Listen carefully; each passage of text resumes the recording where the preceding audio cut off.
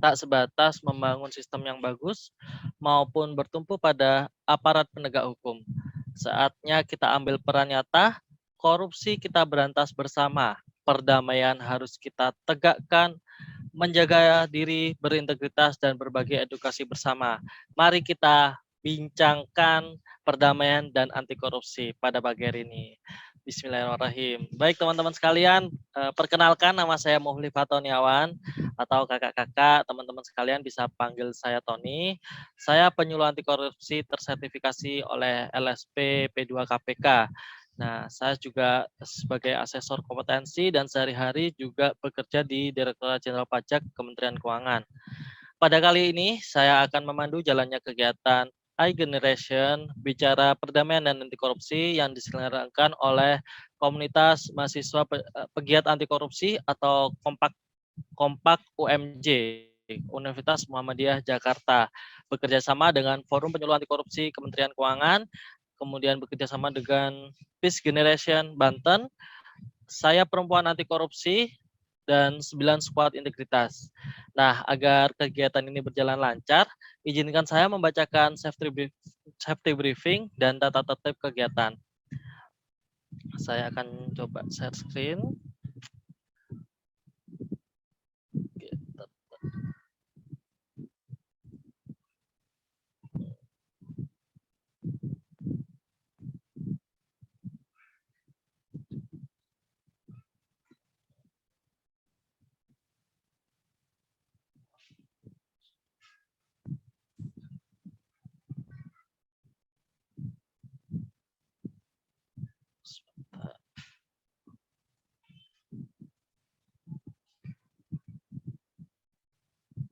Oke, untuk menjaga keamanan kita bersama dalam mengakses ngobrol kita pada pagi hari ini, teman-teman perlu pastikan keamanan jaringan listrik untuk menghindari korsleting pada perangkat Anda, baik smartphone maupun mengakses dengan laptop. Kemudian pastikan ketersediaan koneksi data internet, kemudian hindari penggunaan internet publik untuk mencegah terjadinya peretasan data pribadi. Kemudian jika teman-teman mengakses acara ini secara berkelompok, pastikan tetap menerapkan protokol kesehatan ya, karena kita masih dalam kondisi pandemi COVID-19. Kemudian jika terdapat kejadian darurat, silahkan meninggalkan akses Zoom dan segera mengevakuasi diri dengan tetap tenang. Kemudian untuk menjaga kegiatan berjalan kondusif, dimohon untuk tetap menonaktifkan mikrofon atau dalam keadaan mute dan diperbolehkan untuk menyalakan video. Apabila teman-teman dalam kondisi yang darurat, jangan panik dan tetap tenang dan segera evakuasi diri. Agar kegiatan ini berjalan dengan lancar, marilah kita tundukkan kepala sejenak, berdoa seraya memohon kepada Tuhan Yang Maha Kuasa agar senantiasa diberi perlindungan kepada kita, kesehatan lahir batin, dan keberkahan dalam menuntut ilmu pada pagi hari ini.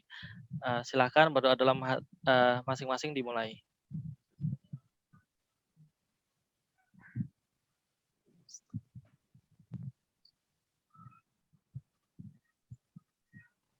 Baik, selesai. Terima kasih kakak-kakak semuanya. Alhamdulillahirrahmanirrahim sudah hadir 35 orang. Mudah-mudahan dalam keadaan tetap senang, semangat. Teman-teman yang lagi puasa, semoga di akhir-akhir Ramadan ini mudah-mudahan puasanya tetap lancar dan mendapatkan segala balasan amal. Nah, baik teman-teman sekalian, pada acara pada pagi hari ini iGeneration bicara tentang perdamaian dan anti korupsi. Tentu saya tidak sendirian. Nah, saya akan ditemani oleh 3 narasumber yang siap berbagi dengan teman-teman sekalian di pagi hari ini di ruang Zoom meeting ini. Yang pertama ada Kak Nur Hidayah Siregar atau teman-teman bisa memanggilnya Kak Oyo. Nah, beliau ini adalah salah satu pegiat anti korupsi dari Kompak UMJ, Universitas Muhammadiyah Jakarta. Kemudian ada Kak Rina Purnamasari Hutagaul atau kita biasa panggil dengan Kak Rina. Nah, beliau ini adalah salah satu pegiat perdamaian yang bergerak di komunitas Peace Generation Banten. Kemudian yang terakhir ada Kak Devina Febrianti atau kita biasa panggil dengan Kak Vina. Nah, ketiganya udah hadir ya. Kak Vina, Kak Oyo, Kak Rina. Halo, selamat pagi. Selamat pagi. Selamat pagi. Pagi semuanya, alhamdulillah seger-seger. Baik, kita akan ngobrol tentang perdamaian dan anti korupsi. Nah, ini isu yang mungkin akhir-akhir ini sangat sensitif, sangat banyak sekali diobrolin di media.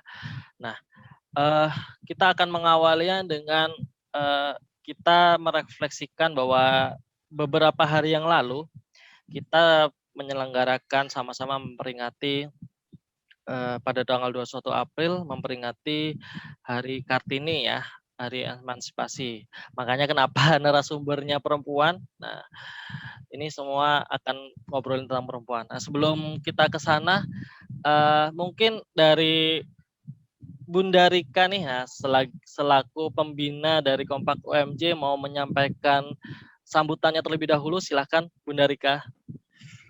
Oh, oke. Terima kasih. Assalamualaikum warahmatullahi wabarakatuh. Salam. Ya. Kalau di KPK itu gimana, Master? Saya sampai lupa. Semangat pagi, Semangat gitu pagi. ya. Semangat pagi, gitu ya kali gitu. Ya. Ya, oke. Ya, terima kasih, Master. Mohon maaf, tadi ada sedikit kesalahan teknis ya, sepertinya mengenai link itu. Jadi, aduh, mohon dimaafkan gitu ya, tanpa sengaja ternyata ada saja ya. Tapi tadi terima kasih sudah disampaikan apa istilahnya itu ya, Master. Tadi itu apa namanya ya? Safety briefing ya. Nah, namanya safety briefing ya. Jujur saya sendiri kan kadang-kadang mengabaikan itu gitu ya. Nah, ini suatu hal yang baru gitu ya. Jadi kita juga kalau mau melakukan webinar itu bagusnya memang harus disampaikan safety briefing tadi. Terima kasih Master ya mengingatkan kita semua. Baik, Master, pada prinsipnya hari ini saya mengucapkan terima kasih kepada Master, kepada narasumber yang kebetulan luar biasa. Ini perempuan semua cantik-cantik, ini benar-benar generasi inet banget. Ini Kak Vina, Kak Oyo, dan Kak Rina. Terima kasih banyak ya. Ini cantik-cantik sekali, ini kebetulan memang. Ya, udah saya anggap anak-anak saya juga ini mah nih, Master ya. Jadi bisa jadi penerus nih para perempuan hebat ini ya, calon-calon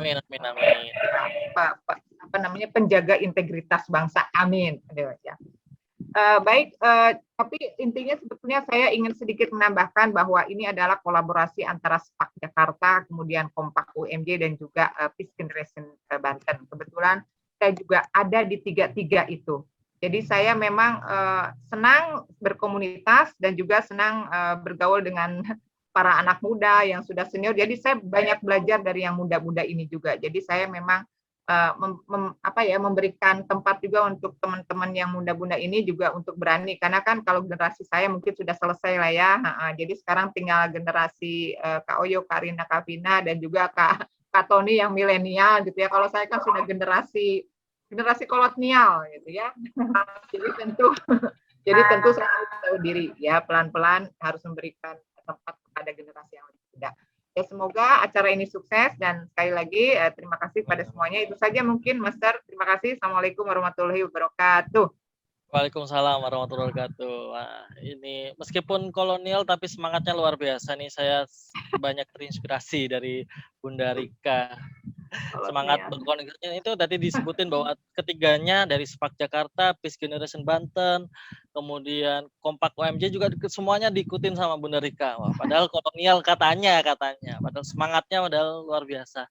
Baik, tadi sebenarnya disinggung ada dua hal mungkin yang mungkin agak asing dengan teman-teman, bahwa Bunda Rika mau nyebut saya master. Nah, itu sebenarnya sebutan dari teman-teman, sebutan akrab dari para penyuluh anti korupsi. Nah, sebenarnya singkatan dari master ini berbagai macam ya, termasuk masyarakat teredukasi. Nah, ini juga teman-teman sebenarnya bisa dipanggil master.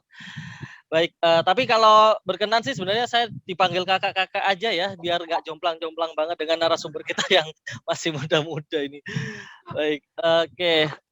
Yang kedua, ini teman tadi sudah disampaikan salam semangat pagi. Nah, 3 kali ya. Jadi kalau saya menyampaikan semangat pagi, jawabannya pagi. Nah, kenapa 3 kali? Karena 3 kali ini kalau 1 kali biasanya kurang nendang. Jadi perlu afirmasi berkali-kali sampai 3 kali nih. Dan kenapa harus semangat pagi nih? Karena di pagi hari teman-teman cenderung untuk semangat. kenapa harus punya semangat yang seperti pagi hari, meskipun nanti sudah siang, bahkan kalau kita nanti akan suatu saat bertemu dengan di acara-acara malam, selalu mengucapkan selamat pagi, karena koruptor di sana gitu ya, itu bekerjanya 24 jam, nggak pernah kenal waktu. Nah, kita harus punya semangat untuk mengedukasi, mencegah korupsi itu di dalam lingkup kita, juga semangatnya 24 jam. Semangat paginya 24 jam. Baik, terima kasih Bunda Rika atas paparannya. Ya, mudah-mudahan kolaborasi ini juga tetap terus terjaga sampai ke depannya, membuahkan kegiatan-kegiatan baru dari Kompak OMJ, Peace Generation Banten, dan satu lagi SPAK Jakarta. Saya Perempuan Anti Korupsi Jakarta. Baik, saya tadi sudah memperkenalkan sedikit tentang ke masing-masing narasumber kita. Nah, sebelum kita lanjut, kita nanti akan mungkin dari narasumber juga akan berkenalan lebih jauh. Nah, karena ini temanya tentang perempuan, maka saya ingin menggali terlebih dahulu, ngobrol dulu dengan teman-teman yang sudah bergerak di bidang komunitasnya perempuan gitu ya. Jadi ada SPAK Jakarta, saya Perempuan Anti Korupsi Jakarta. Nah, ini menarik, kenapa harus ada komunitas yang bergerak di bidang korupsi yang digawangi oleh perempuan. Nah, apa sih peran perempuan sebenarnya dalam pemberantasan korupsi? Nah, ini ada Kak Vina nanti yang akan bercerita. Silakan Kak Vina. Ya, terima kasih Master Tony atau Kak Tony ya, biar Ya. terlihat lebih muda katanya. Ya, Assalamualaikum warahmatullahi wabarakatuh. Waalaikumsalam warahmatullahi Ya, wabarakatuh. teman-teman sekalian, mohon izin Bunda Rika dan rekan-rekan sekalian, ada Kak Oyo juga, terus ada Karina dan rekan-rekan peserta lainnya. Perkenalkan, nama saya Devina Febrianti, saya akrab dipanggil Vina. Saya adalah salah satu dari agen SPAK Jakarta. Nah, agen SPAK Jakarta itu apa sih sebenarnya, dan kegiatan kami itu apa aja, nanti akan dijelaskan melalui PPT, nanti akan disiapkan oleh Kak Anissa ya. Nah, kalau ngomongin perempuan, pasti kenapa harus perempuan ya yang terlibat juga di dalam kegiatan pencegahan anti korupsi ya. Jadi kita itu bukan penindakan, tapi ini lebih kepada pencegahan anti korupsi. Nah, Kak Anissa, apakah slide-nya bisa? Ya, sambil kita menunggu slide-nya, hari ini selain membahas tentang perempuan, saya juga akan nantinya akan fokus kepada bagaimana ketika perempuan terlibat di lingkup komunitas. Nah, kebetulan selain saya di agen SPAK Jakarta, saya juga aktif terlibat di beberapa komunitas sosial yang juga fokus di pendidikan anak. Jadi memang semuanya itu berkaitan banget ya, ada pendidikan dan juga pendidikan anti korupsi itu sendiri dan juga pendidikan ke anak-anak. Nah, ini dia slide selanjutnya, Kak Nisa. Nah, sebenarnya mengapa sih perempuan perlu terlibat dalam pencegahan korupsi? Kenapa ya? Kenapa harus perempuan? Kenapa enggak SPAK itu saya pria anti korupsi? Seperti itu. Nah, ternyata jawabannya adalah, next-nya Kak Anissa. Ternyata, kenapa perempuan? Perempuan dianggap memegang peranan kunci dalam pendidikan moral keluarga. Nah, selain dari keluarga, kalau di keluarga memang yang banyak memegang peranan penting memang ibu ya. Nah, walaupun nih, kan ada yang bilang, kenapa belum juga jadi ibu-ibu juga kenapa mau terlibat di Saya Perempuan Anti Korupsi?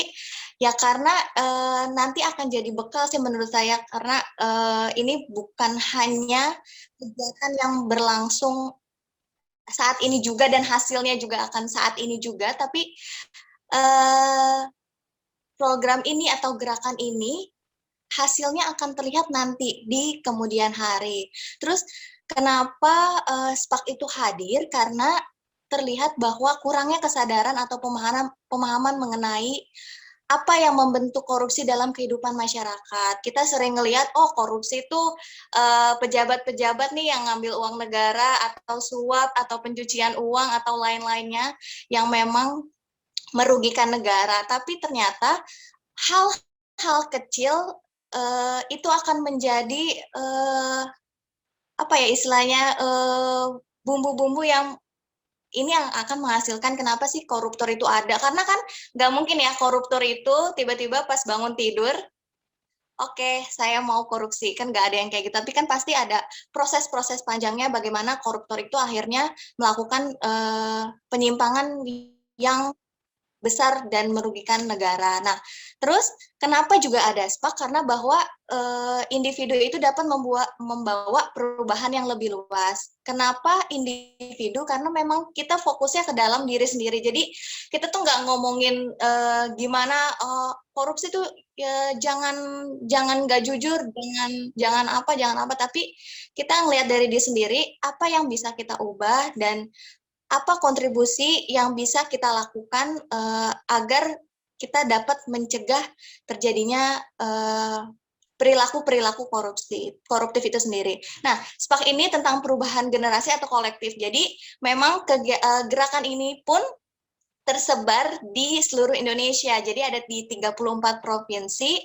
Dan sekarang tidak hanya menjadi gerakan, SPAK ini juga sekarang menjadi organisasi dan kegiatan SPAK ini ya tadi dimulai dari keluarga, lalu jaringan yang lebih luas seperti melalui komunitas. Nah, saya juga akan bahas bagaimana keterlibatan dan apa yang saya alami ketika saya mengelola komunitas-komunitas yang ternyata perlu keterlibatan perempuan yang berintegritas loh. Karena kalau dibilang kesempatan tuh selalu ada. Kesempatan untuk berperilaku koruptif itu pasti ada, tapi bagaimana akhirnya ketika saya tergabung di SPAK pada tahun 2016 bisa membentengi diri untuk tidak melakukan perilaku korupsi itu sendiri. Selanjutnya, nah ini dia ada gambaran di slide selanjutnya, yaitu ketika masuk ke dalam SPAK Jakarta, apakah tiba-tiba saya tuh jadi perempuan yang anti koruptif banget kayak gitu kan? Apalagi di masyarakat pasti tantangannya adalah ya udahlah gitu, gak usah terlalu jujur-jujur banget, karena ketika kita terlalu jujur, akhirnya kita yang ditindas, akhirnya kita jadi dibohongin sama orang. Tapi saya selalu percaya bahwa walaupun sebagaimanapun orang punya kepentingan, tapi saya percaya bahwa biarkan orang lain punya kepentingan, karena itu udah masing-masing aja kayak gitu. Berperilaku anti koruptif harus dilakukan sedini mungkin. Makanya ketika saya tergabung tahun 2016, ya tadi saya bilang nggak langsung, terus tiba-tiba saya tring, saya tuh jadi benar-benar jujur banget atau suci banget atau apa, tapi enggak. Ini tuh terjadi ada prosesnya dari kecil, dan saya ingat sekali bahwa ternyata benar ibu saya dari kecil banyak mengajarkan nilai-nilai anti korupsi itu sendiri yang tanpa kita sadari pas sudah menginjak usia sekarang tuh kayak oh iya juga ya, dulu orang tua saya tuh ngajarin seperti ini. Karena kalau dilihat, apakah ketika gabung SPAK akan menjadi perempuan yang jujur, tapi kalau misalnya dasarnya emang suka bohong, emang suka apa, pasti ya gak akan juga bisa. Tapi ketika tergabung di SPAK, ini akan memotivasi untuk bisa menjadi atau bisa membentengi diri sendiri. Karena kalau ternyata ketika kita di lapangan tuh, apalagi di komunitas, saya kebetulan pengelola taman baca juga, itu tuh rasanya ketika di komunitas, kok yang lain kayak gitu ya, gitu, kok yang lain melakukan seperti itu ya, kepentingannya kok banyak banget ya, seperti itu. Jadi ketika Next, ketika wanita hadir di masyarakat itu sendiri, ada nilai yang akhirnya ini penting banget loh. Nah, ini dia. Dari hasil baseline study KPK jelas bahwa tadi ibu punya peran utama dari pendidikan moral. Yang paling penting itu adalah kejujuran. Bila semua wanita atau semua ibu itu bersatu, maka bukan tidak mungkin ya, kita selalu optimis bahwa Indonesia pasti akan bebas dari korupsi. Taruh aja satu orang yang nggak usah banyak-banyak, minimal satu aja yang berintegritas di sebuah komunitas atau di sebuah lapisan masyarakat. Nah, itu yang nantinya akan menolong kita untuk menjadi generasi yang anti koruptif itu sendiri. Nah, ini dia tadi kan banyak sekali sebenarnya pendidikan-pendidikan anti korupsi dan gerakan bersama untuk meningkatkan kesadaran masyarakat, yaitu kejujuran, integritas, dan gimana sih cara karena untuk memperkuat sebuah organisasi itu perempuan diperlukan di tingkat organisasi sebagai akar rumput. Jadi ketika perempuan hadir di masyarakat itu sendiri akan menjadi apa ya, nilai yang baru bagaimana ketika bergerak berintegritas, dan itu akan mempengaruhi. Dan ketika masuk ke dalam sistem, saya merasakan benar ketika masuk ke dalam sistem itu sangat mudah sekali. Beda kalau misalnya kita di sebuah komunitas mungkin memang hanya menjadi relawan atau sebagai masyarakat biasa, tapi ketika kita gabung ke komunitas dan kita masuk ke dalam sistemnya, misalnya kalau di komunitas saya masuk ke dalam kepengurusannya seperti itu akan mudah sekali mempengaruhi teman-teman semuanya untuk berperilaku anti koruptif. Maupun kalau ditanya berat nggak sih, berat banget, apalagi misalnya ya, yang paling mudah apa sebenarnya? Yang paling mudah misalnya soal waktu, soal ketepatan waktu. Apalagi ditambah pokoknya banyak banget perilaku koruptif yang kalau orang lain ngelihatnya oh itu biasa aja gitu. Banyak yang akhirnya ya udah membenarkan yang salah gitu, bukan melakukan hal yang benar seperti itu. Selanjutnya Kak Anissa. Nah, dari pengalaman saya di sebuah komunitas yang komunitas pendidikan, ini ada 4 fokus dalam membangun komunitas menurut saya, karena ketika punya 4 ini nantinya akan berguna bagi kesinambungan dari komunitas sendiri. Misalnya yang pertama adalah kerelawan dan regenerasi. Nilai integritas di kerelawan dan regenerasi menurut saya tuh kadang-kadang banyak yang sulit untuk ini ya, karena misalnya di kerelawanan saya contohnya, nilai integritas yang kadang-kadang diabaikan adalah misalnya nih ditanggung jawab, karena kan memang kerelawan ya udah panggilan hati ya, kalau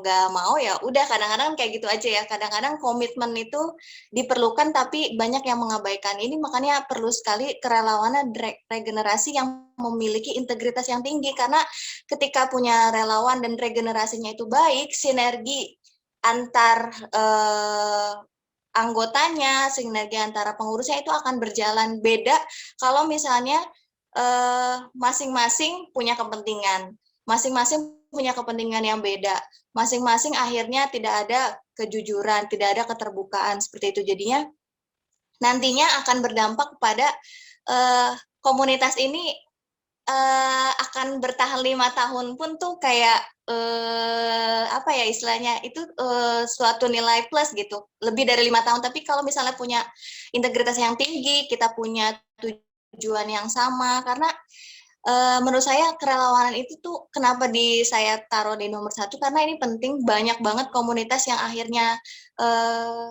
mati suri, karena kan memang kita lihat ya beberapa tahun silam banyak banget komunitas yang dibuat atau dibangun, tapi ketika pandemi ini atau ada hal-hal lain yang akhirnya banyak komunitas yang akhirnya mati suri. Kenapa saya bilang mati suri? Karena ya itu tadi sinergisitas antara kerelawanannya tuh tidak ada, atau tidak terlalu difokuskan. Nah, yang kedua adalah pengelolaan keuangan. Kadang di komunitas, lagi saya di komunitas sosial ya, ngelihatnya tuh ada uangnya, kadang bermasalah. Dan juga gak ada uangnya juga bermasalah, seringnya seperti itu. Karena apalagi kalau pengurusnya ini tidak transparan terhadap komunitasnya. Jadi memang perlu banget adanya transparansi atau pengelolaan keuangan yang baik sehingga komunitas juga bakal dijalankan dengan baik. Perlu integrasi yang tinggi karena kalau ngomongin sebagai anggota SPAK nih juga bukan ngomongin oh saya nih anggota SPAK nih terus pakai baju SPAK terus terlihat jujur, enggak, tapi ketika kita mulai dari diri sendiri kan moral kita kepada teman-teman kita itu akan otomatis memberikan kepercayaan juga kepada teman-teman kita bahwa oh ternyata kayak gini ya, seperti itu ya. Dan yang ketiga ada pengelolaan administrasi. Kenapa pengelolaan administrasi itu penting? Kadang-kadang ini diabaikan. Kadang buat komunitas tujuannya nggak tahu mau kemana, terus administratifnya juga tidak diperhatikan karena ketika pengurusnya punya integritas pasti itu akan dijalankan step by step dan akhirnya menghasilkan komunitas yang berintegritas. Yang keempat adalah kepercayaan masyarakat. Kenapa kepercayaan masyarakat? Karena apa yang kita lakukan pastinya kan harus berdampak kepada masyarakat. Kita lakuin ini, masyarakat tuh berpengaruh nggak ya? Atau ya nggak ada pengaruh apa-apa seperti itu. Walaupun masyarakat pasti kalau di awal-awal bangun komunitas tuh berat banget pasti ya kan. Pasti ada aja yang tidak menganggap positif kegiatan kita, tapi kita nggak harus menjelaskan apa yang sedang kita kerjakan karena nggak semua orang tuh paham apa yang sedang kita kerjakan, ya nggak sih, seperti itu. Terus selanjutnya Kak Anissa, nah di SPAK ini memang menurut saya unik. Sejak 2016 saya tergabung dan 2018 saya ikut TOT dari SPAK Jakarta ini. Memang kegiatan kita tuh gak terlalu banyak bilang kalau ayo kita harus berperilaku anti koruptif, ayo kita jangan korupsi atau dan lain-lainnya. Tapi kita pendekatannya memang secara emosional dan pendekatannya dengan cara yang asik, yaitu ini dia lewat permainan. Nah ini ada permainannya. Yang pertama tuh namanya permainan arisan. Ini biasanya dimainin sama ibu-ibu permainannya. Nah yang kedua ini biasanya dimainkan sama anak SMP dan juga SMA, namanya Majo, 5 jodoh. Jadi di situ tuh ada tindak pidana pencucian uang, terus ada suap, ada perilaku koruptif, anti koruptif, dan lain-lainnya. Terus ada juga Smai, ini Smai sering banget saya gunakan untuk kegiatan pendidikan ke anak-anak dan itu sangat berpengaruh sekali. Saya pernah ketemu sama anak-anak yang dia bilang, Kak, saya jadi ingat sama, karena pertanyaannya kan dekat banget sama apa yang terjadi di lingkungan mereka, apa yang terjadi di sekolahnya mereka, apa yang terjadi di rumahnya mereka. Jadi mereka tuh biasanya langsung laporan, Kak, ternyata itu ya Kak, kita kan harus jujur ya, masa teman aku ada yang nyontek sama aku, ya udah aku nggak kasih kayak gitu-gitu, hal-hal kecil yang ternyata berdampak terhadap anak-anak tersebut. Nah ini ada permainan yang lainnya, ada Trata, biasa dimainkan oleh kepala-kepala desa, dan juga ada Majo yang untuk dewasa hampir sama dengan Majo Junior. Nah selanjutnya Kak Anissa, kalau ngomongin tentang kegiatan, sebenarnya apa aja sih yang dilakukan di SPAK Jakarta? Banyak sekali yang bisa dilakukan dan hal ini pastinya akan akhirnya dimulai dari diri sendiri. Misalnya saya terlibatnya di mana nih? Saya kan kebetulan pengelola taman baca, akhirnya saya banyak terlibat dengan anak-anak dan ibu-ibu. Nah, ini gambar pertama yang di atas, kita lagi main Smai. Ini semuanya kegiatan sebelum pandemi ya, rekan-rekan sekalian. Jadi ini adalah permainan Semai, kita mainin bareng. Cara mainnya itu ada kartu pertanyaan dan kartu hukuman. Jadi yang putih itu kartu pertanyaan. Dan di sini sambil diskusi biasanya saya nanya dulu, ayo anak-anak kira-kira kenapa jawabannya seperti ini, kenapa jawabannya kejujuran, itu yang akhirnya memancing diskusi sama anak-anak dengan cara yang sederhana. Selain sosialisasi dalam bentuk permainan, biasanya juga nonton film edukasi. KPK juga banyak sekali ada film edukasi, dan juga biasanya juga dari lagu-lagu juga banyak banget yang bisa mengedukasi anak-anak untuk terlihatnya bermain tapi ada pendidikan yang diterapkan di situ. Yang kedua adalah dengan cara membaca.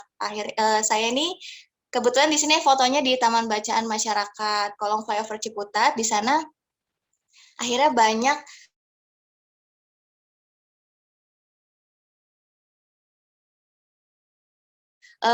buku-buku yang memang bernilai kejujuran dan lain-lainnya. Dan taman baca ini termasuk taman baca yang memang menerapkan siapapun boleh baca dan siapa saja boleh pokoknya siapa aja boleh ambil bukunya di situ gitu. Tapi nanti dengan syarat dikembalikan lagi. Apakah itu berjalan dengan lancar dalam menerapkan hal tersebut? Memang pada awalnya tuh berat banget. Berat, kadang-kadang bukunya hilang, tapi nanti bakal balik lagi yang lebih banyak lagi kayak gitu. Jadi kami akhirnya tetap fokus selama beberapa tahun ini ya, kita tetap menerapkan sistem taman baca kejujuran. Jadi di situ 24 jam dibuka. Nah, ini selain kepada anak-anak, kalau kita ajarkannya anak-anak, pastinya orang tuanya juga harus teredukasi. Akhirnya kami juga terlibat kepada ibu-ibunya, kita sering melakukan sharing kepada ibu-ibunya. Nah, yang di bawah ini juga kita sharing waktu itu juga dihadirin sama Ibu Wali Kota Tangerang Selatan, sharing-sharing tentang anti korupsi yang pertanyaan-pertanyaan itu simpel-simpel aja, kayak misalnya kita nanya ke anak-anak, siapa di sini yang selalu jujur gitu, siapa yang nggak pernah bohong. Tuh kadang-kadang tuh anak-anak, ih aku kayaknya pernah bohong nggak ya, kayak gitu-gitu kadang-kadang anak-anak seperti itu. Tapi ya kita edukasi lagi dengan pertanyaan-pertanyaan simpel yang nantinya pastinya akan diingat sama anak-anak seperti itu. Jadi edukasinya kita sering banget keliling dari Agenspak Jakarta ini. Tapi ketika pandemi ini memang beberapa akhirnya memilih dalam webinar-webinar. Tapi kalau saya sendiri kebetulan mengelola taman baca, kami tetap melakukan kegiatan secara offline dengan mematuhi protokol kesehatan tersebut. Nah, yang terakhir ini ada kegiatan bersama ibu-ibunya juga mendongeng.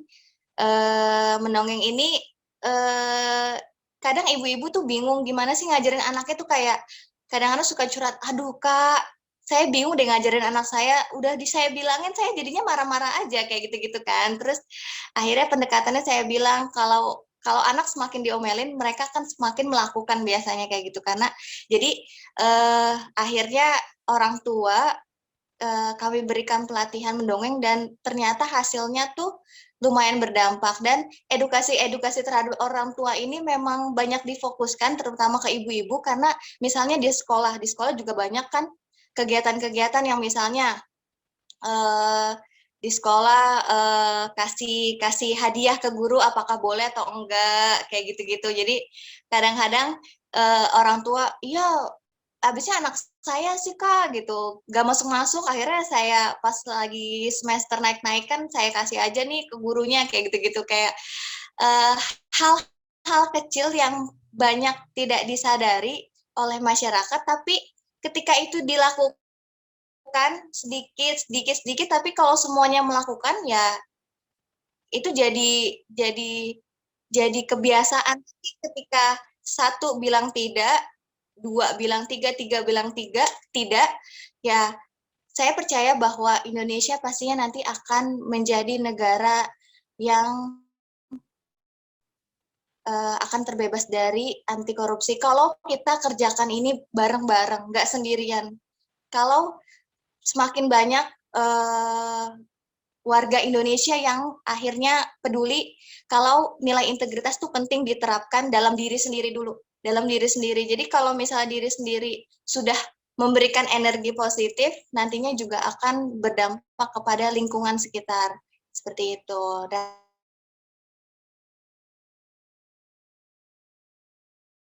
apa ya kira-kira? Nah, ada sedikit kata-kata Kak Anissa. Boleh next. Kak Ani.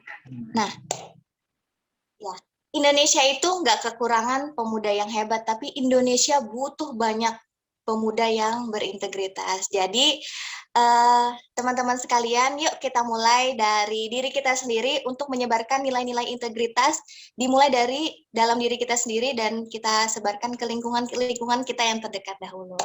Terima kasih, sekian dari saya. Wassalamualaikum warahmatullahi wabarakatuh. Waalaikumsalam warahmatullahi wabarakatuh. Terima Warahmatullahi kasih. wabarakatuh. Suara saya terdengar ya? Terdengar ya? Oke. Dengar, Master.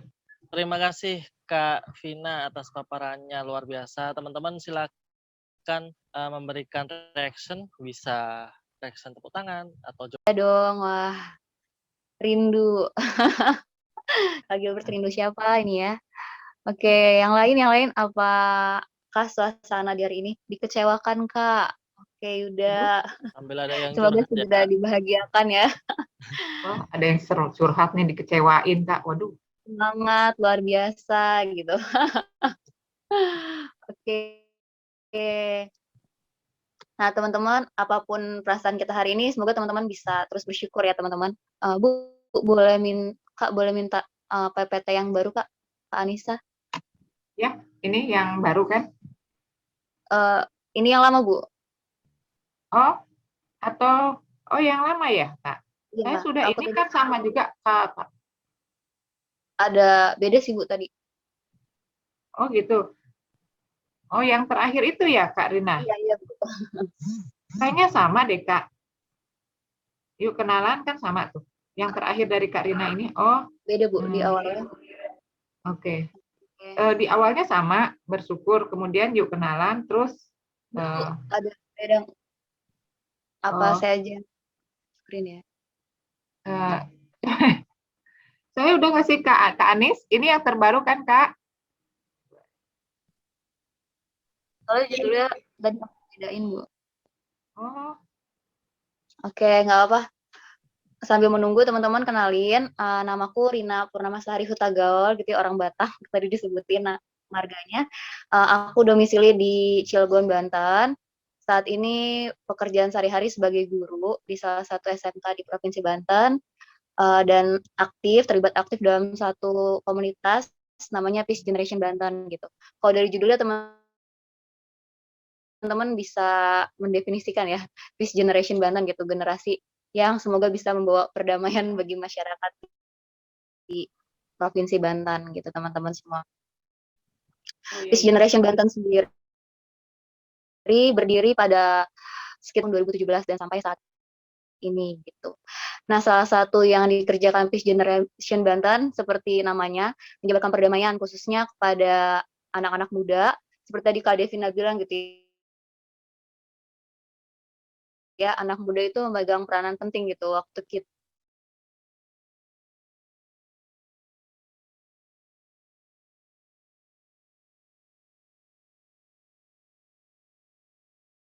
di kehidupan sama. Jadi yang namanya udah Oke. Nah, jadi kegiatan-kegiatan yang udah tadi kenalannya. Nanti kalau misalnya mau kenal lebih jauh boleh di chat atau nanti di WhatsApp. Boleh next, Kak Anis. Nah, teman-teman, apa itu Peace Generation? Tadi aku sudah sebutkan bahwa Peace Generation itu salah satu organisasi yang bergerak di bidang perdamaian. Jadi Peace Generation ini bukan cuma ada di Provinsi Banten gitu. Peace Generation ini ada di seluruh Indonesia, bahkan sudah sampai ke dunia gitu. Teman-teman bisa ajak satu kampung untuk tinggal di rumah mewah ini gitu ya. Ini lantainya ada 3, ada kolam renangnya, ada indoor dan juga outdoor, teman-teman. Pokoknya lengkap sama furniture-nya, semuanya ada di dalamnya. Ini teman-teman aku buka dari harga. Tadi udah ada Kak Agus ya, Kak Muhammad tadi di awal. Teman-teman jangan sampai kalah. Ini ya teman-teman, aku nggak Gak yakin kalau ini aku akan lelang lagi. Oke, aku buka di harga 5 juta. Silahkan teman-teman, boleh tawarkan penawarannya. Kak Fahri Apsari. Oke, kita tepuk tangan untuk Kak Fahri Apsari. Fahri Apsari langsung dapat di menit pertama ya. Kak Fahri selamat. Cepet banget, iya ya. Mungkin sinyalnya juga kuat atau udah ngetik dulu 10 juta enter gitu. Oke, selamat Kak Fahri. Kak Fahri boleh ada suaranya Kak Fahri? Mikrofonnya? Alhamdulillah Alhamdulillah. Kak Fahri, kira-kira rumahnya mau dipakai buat apa Kak? ditempatin sama disewain. Oh, jadi setengah-setengah gitu ya? Iya, Senang banget gak Kak? Kalau bisa dapat rumah mewah ini? Halo Kak alami Fahri, senang banget gak Kak kalau bisa dapat rumah mewah ini? seneng. Seneng ya, bisa ajak keluarga, orang tua, semua bisa ajak ke sini. Bisa ajak kita juga ya ke sana. Oke, selamat Kak Fahri. Oke, teman-teman, kita sudah melelang 3 benda dan sudah ada 3 teman kita yang berhasil mendapatkannya dengan semangat dan perjuangannya mengetik gitu ya. Oke, boleh di next lagi, Kak. Nah, teman-teman, kalau untuk ini teman-teman mau lelang harga berapa nih kira-kira? Aku buka di harga 1 juta.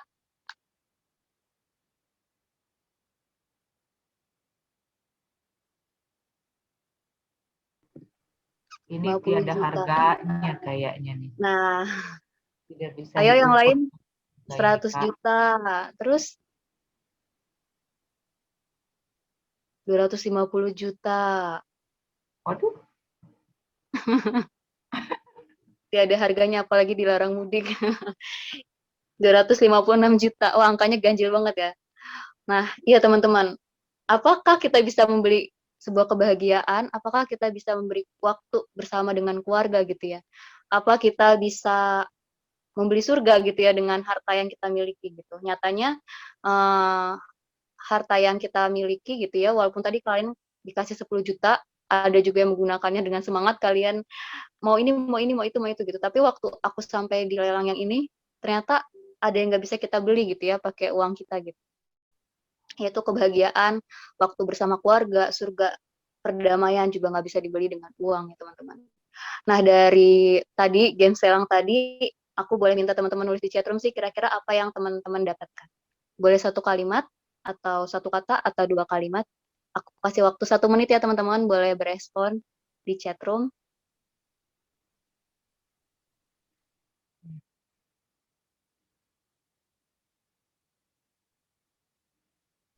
Uang bukan segalanya. Iya bener banget ya Kak Anissa. Teman-teman yang lain? uang bukan segalanya, segalanya butuh uang, Kak Anis. Kebahagiaan tidak bisa dibeli dengan uang. Bener banget ya, kebahagiaan tidak bisa dibeli dengan uang. Kak Putra. Kayaknya teman-teman yang lain sedang menulis cerpen kali ya, Bun. Iya nih. Kalau Enggak, kalau saya menurut di belakang Bunda anak saya juga nyeletuk gitu ya. Wah, nyeletak-nyeletuk juga katanya bisa, tapi semua butuh uang juga. Di belakang anak saya ikutan nih, Bu. Oh iya. kalau menurut Ibu gimana nih, Bu? Dari games tadi apa yang bisa diambil, Bu? Jangan saya, Kak Rina. Kak Rina mah jangan nguji saya, Saya langsung off kamera, Takut Oh, ditanya langsung. Saya bertukar menghindar, pendapat. Yang ditanya Ada mestinya nih. Kak Tony tuh. Jangan yang ini, jangan yang perempuan, Kak Tony tuh. Ada lagi nih, Bu, sesuatu yang bernilai tidak dapat ditukar dengan yang terlihat. Kebahagiaan lebih penting daripada harta, karena harta gampang dicari, kebahagiaan susah dicari. Wish, udah seperti para Maria Teguh ya. Segalanya butuh uang juga, Bun. Ya, tapi nggak semuanya sih, beberapa butuh uang. Tapi tadi segala bukan uang bukan segalanya. Terima kasih teman-teman untuk games kita di pagi hari menjelang siang ini. Semoga masih semangat. Boleh next? Nah, teman-teman, with money you can buy a bed, but not sleep. Oke. Kata kunci kita di nilai ini, kekayaan atau kemiskinan tidak menentukan nilai diri seseorang. Kita harus memperlakukan setiap orang dengan rasa hormat yang sama dan berhati-hati pada godaan-godaan yang kita semua hadapi gitu. Aku boleh minta Kak siapa ya? Kak Putra deh. Kak Putra bisa open mic? Halo Kak Putra. Iya, kenapa nggak? Oke. Menurut Kak Putra, makna dari kata kunci ini apa sih Kak? Kekayaan atau Yang ini Kak, kekayaan. Iya. Saling menghargai Kak. Hmm. Walaupun dia kaya atau punya uang atau nggak punya uang, kita harus saling menghargai dan saling membantu. Oke. Ya, Terima kasih Kak Putra. ya Kak. Nah, benar ya teman-teman seperti yang Kak Putra bilang, kadang-kadang setiap orang itu semakin dihormati. Padahal sebenarnya kita harus menghormati setiap orang sama gitu, karena sebenarnya di mata Tuhan itu sama, baik itu orang kaya dan orang miskin gitu. Oke, nah kita akan sama-sama melihat dari kitab suci. Aku boleh minta dari Al-Qur'annya, aku boleh minta ke siapa ya? Atau ada kakak yang mau langsung open mic bisa membacakan surat ini? Gak usah aku tunjuk.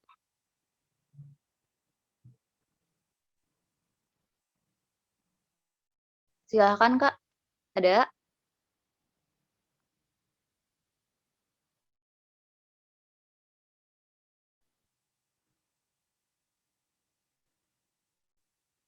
Ayo. Oke, oke. Ayo silahkan. Kak Anies Saya boleh bacain nggak? aja. Boleh, boleh. A'udzubillahi minasyaitonirrajim. Bismillahirrahmanirrahim. Innama amwalukum wa auladukum fitnah. Wallahu indahu ajrun azim. Artinya Kak, Ya. sesungguhnya hartamu dan anak-anakmu hanyalah cobaan bagimu, dan di sisi Allah pahala yang besar. Oke Kak, kalau dari ayat ini kira-kira maknanya apa sih Kak? Maknanya itu semuanya itu hanya cobaan Kak, hartanya, anak-anaknya, itu hanya cobaan di dunia Kak. Oke, ada lagi Kak? Cukup Kak? Oke, terima kasih ya Kak. Aku boleh minta bacain yang dari Alkitab. Boleh minta Kak Fernando? Boleh membacakan Kak Fernando? Ya Kak. Ya, boleh dibacakan Timotiusnya. Oke.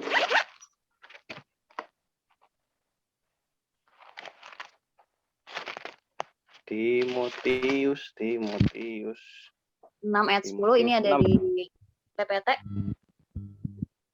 Oh iya. Karena akar segala kejahatan ialah cinta uang, sebab oleh memburu uanglah beberapa orang telah menyimpang dari iman dan menyiksa dirinya dengan berbagai-bagai duka. Oke. Kalau dari sini apa nih Kak yang bisa Kakak dapat, Kak Fernando dapat? Intinya semua orang mempunyai keinginan ya. Tapi keinginannya itulah yang membuat dirinya semakin banyak pencobaan gitu. Kalau dirinya bisa mengekang keinginannya, pencobaannya juga bisa gitu. Karena yang paling besar adalah keinginan sendiri. Oke. Ada lagi Kak? Udah? Oke. Terima kasih Kak Fernando. Terima kasih teman-teman yang sudah bantu membacakan. Nah, di kedua kitab suci ini kita melihat gitu bahwa sebenarnya harta bukan hal yang utama gitu. Malah kadang-kadang karena harta itulah kita sering jatuh kepada kejahatan, terutama yang kita bahas hari ini korupsi gitu ya. Karena akar segala kejahatan adalah cinta uang gitu. Bukan berarti punya banyak uang itu salah ya teman-teman, kaya itu nggak salah, tetapi kalau kita menjadikan, uang kita adalah segalanya, itu hal yang salah gitu. Jadi kita melupakan tentang, sesama kita, tentang iman kita gitu, bahkan, waktu kita mencoba terus mencari dan memburu uang, itu akan menyiksa diri kita sendiri gitu. Oke, boleh next. Nah, ini ada sebuah kisah, ini mungkin sebuah kisah yang ada di, Injil gitu ya teman-teman, nanti, kita sama-sama, bukakan, ada teman-teman yang, Kristen juga di sini, ada yang Buddha juga, ada yang Islam juga, mungkin kita bisa belajar dari salah satu cerita ini gitu ya. Aku bacakan, ada seorang datang kepada Isa dan berkata, "Guru, perbuatan baik apakah yang harus kuperbuat untuk memperoleh hidup yang kekal?" Jawab Isa, "Apakah sebabnya engkau bertanya kepadaku tentang apa yang baik? Hanya satu yang baik, tetapi jikalau engkau ingin masuk ke dalam hidup, turutilah segala perintah Allah." Gitu ya. Kata orang itu kepadanya, "Perintah yang mana?" Kata Isa, "Jangan membunuh, jangan berzina, jangan mencuri, jangan mengucapkan saksi dusta, hormatilah ayahmu dan ibumu, kasihlah sesamamu manusia seperti dirimu sendiri." Nah, kata orang muda itu kepadanya, "Semua itu telah kuturuti, apalagi yang masih kurang gitu ya untuk memperoleh surga," gitu ya. Kata Yesus kepadanya, "Jikalau engkau hendak sempurna, pergi,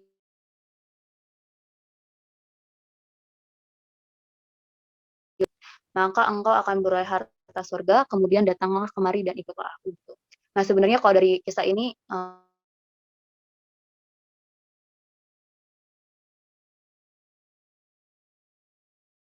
harus melebihi daripada harta kita dan harta kita kepada orang lain gitu. Seharusnya kita bisa, ikhlas gitu, karena yang terpenting itu adalah penyertaan dari Tuhan kita sendiri gitu. Kadang-kadang mungkin di dalam hidup ini kita lebih mencintai pemberiannya gitu dibanding sang pemberi gitu. Nah, semoga kisah ini bisa sama-sama merefleksikan diri kita, apakah kita menjadi orang-orang yang, lebih mencintai pemberian dibanding sang pemberi gitu. Dan di kisah ini akhirnya si orang muda itu di akhir, dia pergi dan dengan bersedih hati gitu, karena sangat banyak hartanya dan dia nggak rela untuk memberikan harta tersebut gitu. Jadi di kisah cerita ini boleh sama-sama jadi pelajaran dan refleksi bagiku dan juga bagi kita semua, agar kita bisa lebih memaknai gitu, apakah uang adalah hal yang penting, apakah dengan mencintai uang kita akhirnya melupakan Sang Maha Kuasa yang memberikan kita semuanya. Next. Nah, ini yang terakhir aku tutup dengan 3 hal penting tentang kaya dan miskin. Aku boleh minta perwakilan teman-teman juga untuk bacakan. Aku minta yang pertama boleh minta Kak Francisca Devita, bisa open mic, Kak? Halo, Kak Francisca. Ya, halo. Oke, boleh. Next, Kak Anissa. Ya, silakan Kak dibacakan. Saya baca nih. Ya. Oke. Jangan menghargai atau tidak menghargai seseorang dengan apa yang mereka miliki, karena hidup orang tidak bergantung pada hartanya. Kaya dan miskin itu gabungan dari kerja keras, kesempatan, dan pastinya kebijaksanaan Allah. Orang kaya belum tentu lebih baik atau lebih bahagia daripada orang miskin. Oke, terima kasih Kak. Kira-kira refleksi apa Oke. nih Kak yang bisa kita tarik dari yang pertama ini? Jangan melihat seseorang itu dari hartanya. Kita tidak tahu. Biasanya kalau ini kita bicara tentang uang ya. Orang yang punya banyak uang juga belum tentu dia kaya dengan hatinya, bisa memberi dengan tulus, atau bahkan dia akan lebih bisa memberi untuk mendapatkan sanjungan, untuk mendapatkan ketenaran. Kalau dari agama saya mengatakan, ada yang mengatakan begini, pelajarannya, ketika tangan kananmu memberi, jangan sampai tangan kirimu mengetahui itu. Ya. Nah, itu sih, gitu aja dari saya. Makasih. Makasih Kak. Untuk pelajarannya, oke, boleh next yang nomor 2. Aku boleh minta Kak Alivia, bisa open mic Kak Alivia? Alivia Adila. Halo Kak Alivia Adila.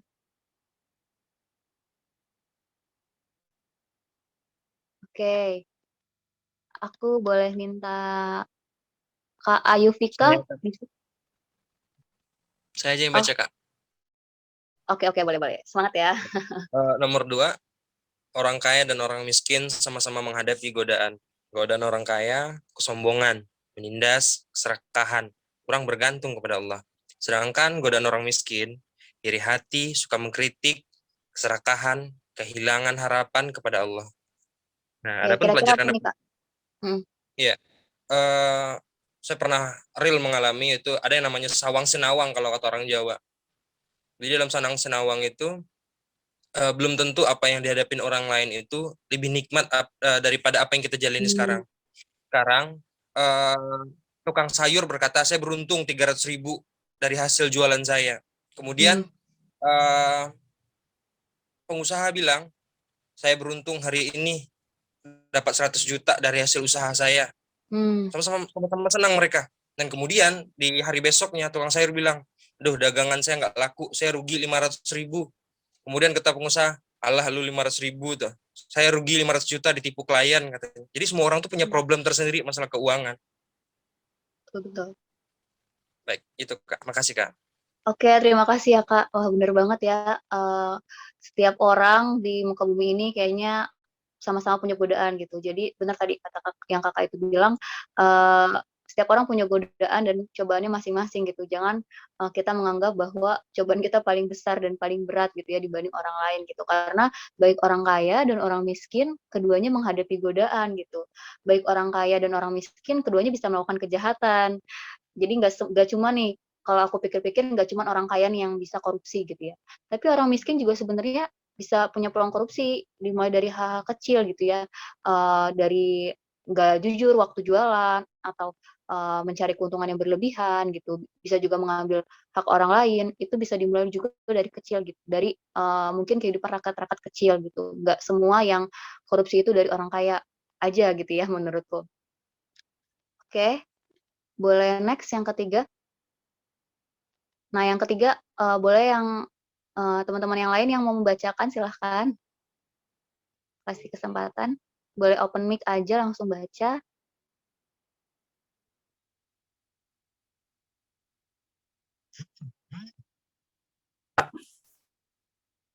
Aku boleh, Kak. Oke. Boleh. Yang ketiga, belajar bergaul dengan orang-orang dari semua tingkat ekonomi. Kita dapat belajar satu sama lain dan saling membantu. Kebaikan hati, kasih, dan kejujuran lebih berharga daripada emas. Oke, apa nih Kak yang bisa direfleksikan dari pernyataan ini? Aku dapat dari bacaan ini, sebenarnya kan kita nih manusia ini makhluk sosial kayak. Jadi di mana makhluk sosial ini sangat ketergantungan dengan makhluk sosial lainnya. Dan selama ini kita juga sebenarnya selama kita masih hidup sampai sekarang ini kita masih tahap belajar gitu. Belajar walaupun memang kalau kita jangan pernah malu untuk belajar sama yang di bawah kita, dan juga kita jangan pernah enggan belajar untuk kepada seseorang yang mungkin kita anggap dia lebih pengalaman gitu. Jadi dan juga kan di manusia ini ada sisi positif dan sisi negatifnya. Nah, yang terutama buat kita itu ya kita ambil sisi positifnya gitu, karena sisi positifnya itu yang membuat kita untuk menjadi lebih baik lagi ke depannya, Kak.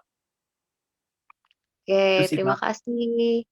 Ya, bener banget ya teman-teman, kita harus sama-sama belajar dan dengan kita bergaul dengan orang dari semua tingkatan, kita akan bisa merasakan apa yang mereka rasakan gitu ya. Jadi kita nggak cuman berkomentar, tapi justru kita bisa saling membantu gitu. Aku berpikir gitu ya, kalau semua orang kaya membantu orang miskin gitu ya, nah bisa jadi nggak ada orang miskin lagi gitu di dunia ini gitu ya. Kalau satu sama lain saling mendahulukan kepentingan yang lain lewat kebaikan hati, kasih, dan sebenarnya kejujuran itu lebih berharga daripada emas gitu. Waktu kita coba jujur dan berintegritas gitu ya, kita bukan cuma bisa menyenangkan Tuhan kita gitu, tapi itu bakal bermanfaat bagi orang banyak gitu di sekitar kita gitu. Karena tadi si korupsi itu sendiri juga meresahkan masyarakat dan merugikan banyak orang gitu. Oke, next. Ya, penutup dariku teman-teman, semakin kita terikat terhadap hal-hal di dunia ini, semakin mudah bagi kita melakukan hal yang jahat. Contohnya tentang uang. Syukuri apa yang kamu miliki, kebahagiaan datang dari Allah, Tuhan kita, bukan terlihat dari saldo ATM gitu. Jadi semoga kita bisa terus bersyukur atas apa yang kita miliki dan bisa melihat dan menilai dengan jeli gitu apa yang berharga di dalam hidup kita. Terima kasih teman-teman untuk hari ini kita sama-sama belajar. Aku belajar juga dari teman-teman semua. Semoga apa yang kita pelajari nilai hari ini bisa kita bagikan lagi, kita sebarkan lagi, dan perdamaian ini nggak berhenti di kita, tetapi bisa terus tersebar ke orang lain. Terima kasih teman-teman semua. Baik, terima kasih Karina dan teman-teman yang masih hadir. Terima kasih. Kita beri emoticon.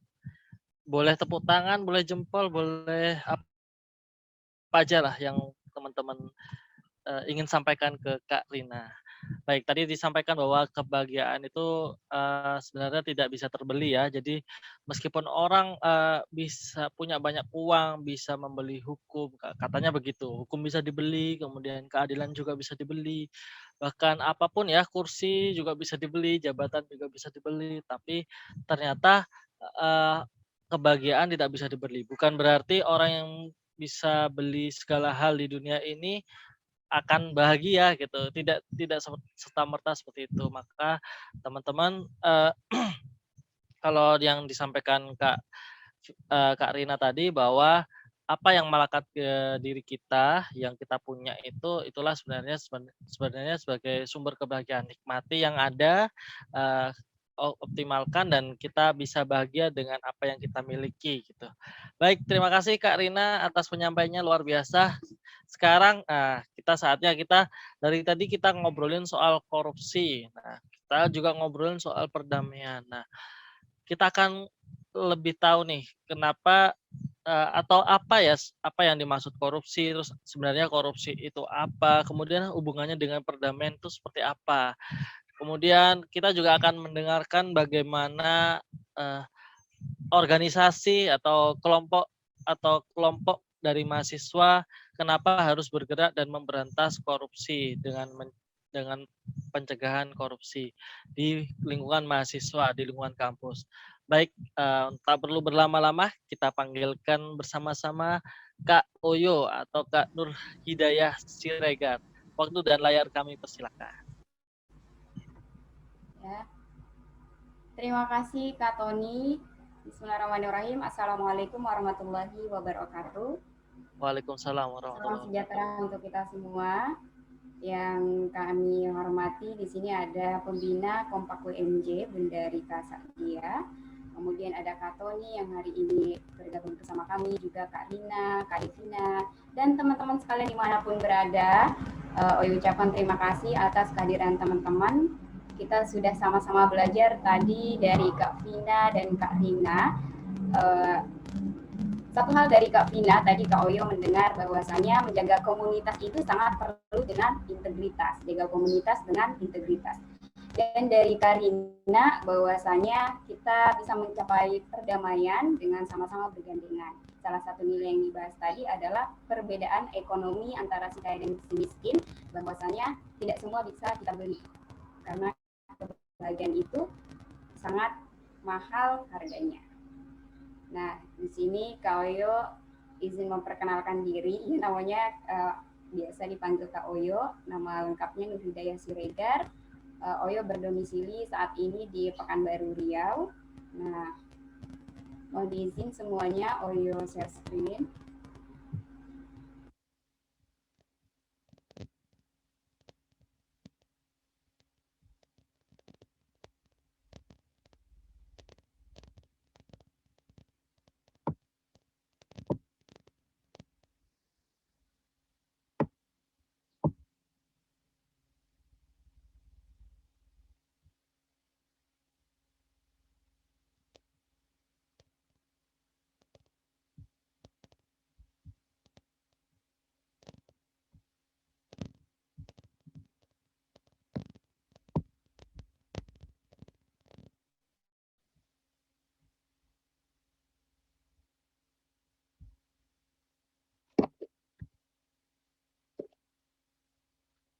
ini adalah satu misal, jabatan bisa saja menjadi peluang atau kesempatan untuk melakukan tindakan korupsi. Sedangkan keberagaman bisa saja menjadi potensi adanya intoleransi atau ilmu konflik. Nah, pada hari ini kita akan bersama-sama memahami,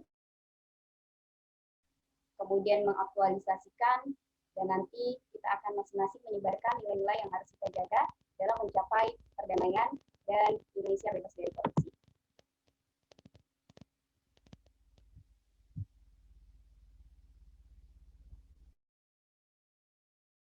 Teman-teman di sini ada perdamaian dan anti korupsi.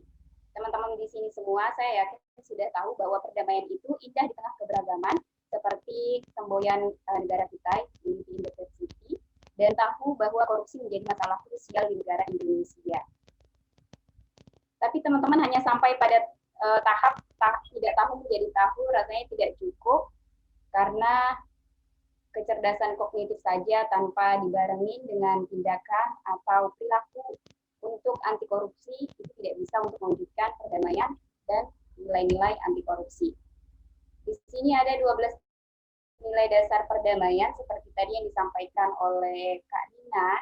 Yang pertama, di sini kita harus menerima diri, proud to be. Jadi kita harus menerima terlebih dahulu, memahami diri kita terlebih dahulu, memahami kekurangan dan kelebihan kita. Kemudian di sini ada prasangka, tidak ada kecurigaan. Nah, berbicara dengan iGeneration, di sini adalah generasi yang melek dengan teknologi. Banyak sekali hoax yang tersebar di media elektronik sangat cepat sekali. Jadi sebelum kita sharing, kita harus saring dulu informasi yang kita terima mengenai provokasi atau berita yang kita terima seperti itu. Kemudian perbedaan etnis, tapi kita tetap berteman. Ada juga perbedaan agama, tapi kita bukan musuh. Juga perbedaan jenis kelamin laki-laki dan perempuan, tetapi yang membedakan adalah takwa dan integritasnya, seperti itu kira-kira. Kemudian tadi seperti yang dibahas oleh Kak Dina, perbedaan status ekonomi kaya dan miskin. Jangan bangga menjadi kaya dan juga tidak malu menjadi miskin, seperti itu. Kemudian adanya perbedaan kelompok tidak bisa kita pungkiri, kemudian keanekaragaman, dan juga ada konflik bukan kita hindari, tantangan bukan kita hindari, tetapi harus kita hadapi bersama. Karena menghadapi masalah atau tantangan adalah proses untuk kita tunggu mencapai perdamaian dan Indonesia bebas dari korupsi. Kemudian ada nilai yang ke-10 yaitu menolak kekerasan. Yang ke-11 mengakui kesalahan dan 12 memberi maaf. Rasanya di poin 11 ini mengakui kesalahan sangat erat kaitannya dengan nilai integritas. Salah satunya adalah nilai kejujuran, berkaitan dengan 12 nilai dasar perdamaian. Poin ke-11 mengakui kesalahan, dan yang ke-12 adalah memberi maaf. Nah, kita masuk kepada apa itu korupsi. Nah, menurut KBDI, korupsi adalah penyelewengan atau penyalahgunaan uang negara. Tidak hanya negara, bisa perusahaan, organisasi, yayasan, dan sebagainya. Untuk apa? Tentunya untuk kepentingan pribadi atau orang lain. Jadi, jabatan membuat seseorang untuk melakukan tindak pidana korupsi. Nah, ini adalah 7 bentuk-bentuk tindak pidana korupsi dalam Undang-Undang Nomor 31 tahun 99 atau yang sekarang Undang-Undang Nomor 20 tahun 2001, teman-teman. Yang pertama,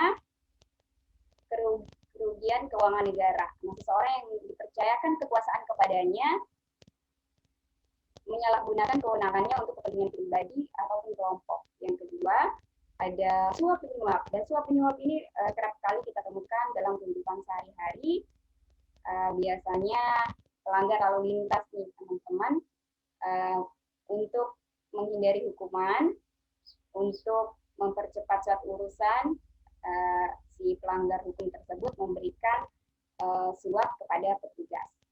Yang ketiga ada penggelapan dalam jabatan. Nah, kekuasaan yang sudah dipercayakan kepada kita, yang diamanatkan kepada kita, yang harus kita bertanggung jawab atas segala yang kita urusi atau yang diamanatkan kepada kita, di lain waktu atau saat ada kesempatan kita menggelapkan jabatan. Contoh misalnya menggelapkan uang ataupun dokumen seperti itu. Hal kecil mungkin dalam organisasi kita bisa mengisi kwitansi kosong untuk kita laporkan dalam laporan pertanggungjawaban suatu kegiatan mengenai laporan keuangan misalnya. Kemudian ada yang keempat adalah pemerasan. Nah, pemerasan juga banyak sekali bibit-bibitnya yang terjadi dalam kehidupan sehari-hari, atau mungkin itu adalah salah satu tindak pidana korupsi. Misalnya aparat yang melakukan pemaksaan pembayaran dalam mengurus administrasi kepada masyarakat. Yang kelima ada perbuatan curang. Yang keenam ada konflik kepentingan dalam pengadaan barang, misalnya karena beliau memiliki jabatan tertentu, seseorang beliau ada suatu kepentingan dalam pengadaan. Yang ketujuh ada gratifikasi. Nah, gratifikasi ini adalah pemberian tertentu untuk maksud tertentu ataupun suatu misalnya simbiosis mutualisme gitu. Dia memberikan dengan maksud tertentu. Nah, apa sih penyebab daripada korupsi itu sendiri? Menurut teori Gon, buku pendidikan anti korupsi Kemendikbud tahun 2011 ada 4. Yang pertama itu ada greed, teman-teman, keserakahan, seperti tadi Kak Rina bilang, si kaya dan si miskin. Seorang yang kaya tentu ada godaan, ke seorang yang miskin juga pasti ada ujian. Di sini ada keserakahan, merasa selalu tidak cukup atas yang ia punya. Jadi dengan adanya jabatan, dia mengambil kesempatan untuk memperkaya dirinya sendiri. Ini adalah bermasalah dengan individu kita, yaitu greed atau keserakahan. Yang kedua, ada kesempatan, opportunities. Dia sudah tahu bahwasanya korupsi itu sangat berdampak masif untuk organisasinya, perusahaannya, bahkan Indonesia. Tetapi ketika ada kesempatan, dia mengikuti keinginan-keinginannya gitu. Yang ketiga, kebutuhan ataupun needs. Kebutuhan ini berdasarkan memaksa, suatu keadaan yang memaksa dia untuk mengambil yang bukan haknya. Yang keempat adalah pengungkapan, bahwasanya dia merasa toh yang ditindak nanti jika saya ketahuan, kalau ketahuan ya sudah ini akan berlalu. Nah, di sini ada 9 nilai anti korupsi. Yang pertama ada jujur, karena jujur adalah akar atau dasar daripada integritas itu sendiri. Biasa disingkat menjadi JUPE, jujur peduli, kemudian mandi, mandiri, disiplin, tangker, tanggung jawab kerja keras, sebedil, sederhana, berani, dan adil. Nah, 9 nilai-nilai anti korupsi ini kita sudah tahu, namun pada aktualisasinya ini adalah yang sangat susah. Nah, disinilah kami hadir Kompak UNJ berperan dengan bergabung dalam komunitas mahasiswa penggiat anti korupsi untuk pencegahan anti korupsi dimulai dari lingkungan kampus. Nah, apa saja sih hal-hal yang biasa kita lihat atau kita yang mengalami sendiri, kita pengalaman sudah melakukan hal-hal ini ketika kita menjadi mahasiswa. Nah, ini adalah contoh-contohnya, teman-teman. Yang pertama, datang terlambat. Nah, erat sekali kaitannya dengan salah satu nilai anti korupsi, yaitu disiplin, datang terlambat. Dilanjutkan dengan mencontek, kemudian markup anggaran, menggelapkan uang orang tua, proposal palsu, dan plagiat. Nah, karena dalam pepatah Arab dikatakan su'ul khuluqi yu'mi, perbuatan yang jelek itu menular. Atau diri kita sendiri ketika datang terlambat, kita sudah melakukan bibit koruptif, misalnya kita melanggar aturan, tidak on time, maka akan diikuti oleh perilaku koruptif lainnya, gitu. Misalnya karena satu kedustaan yang kita lakukan akan diikuti kedustaan yang lain.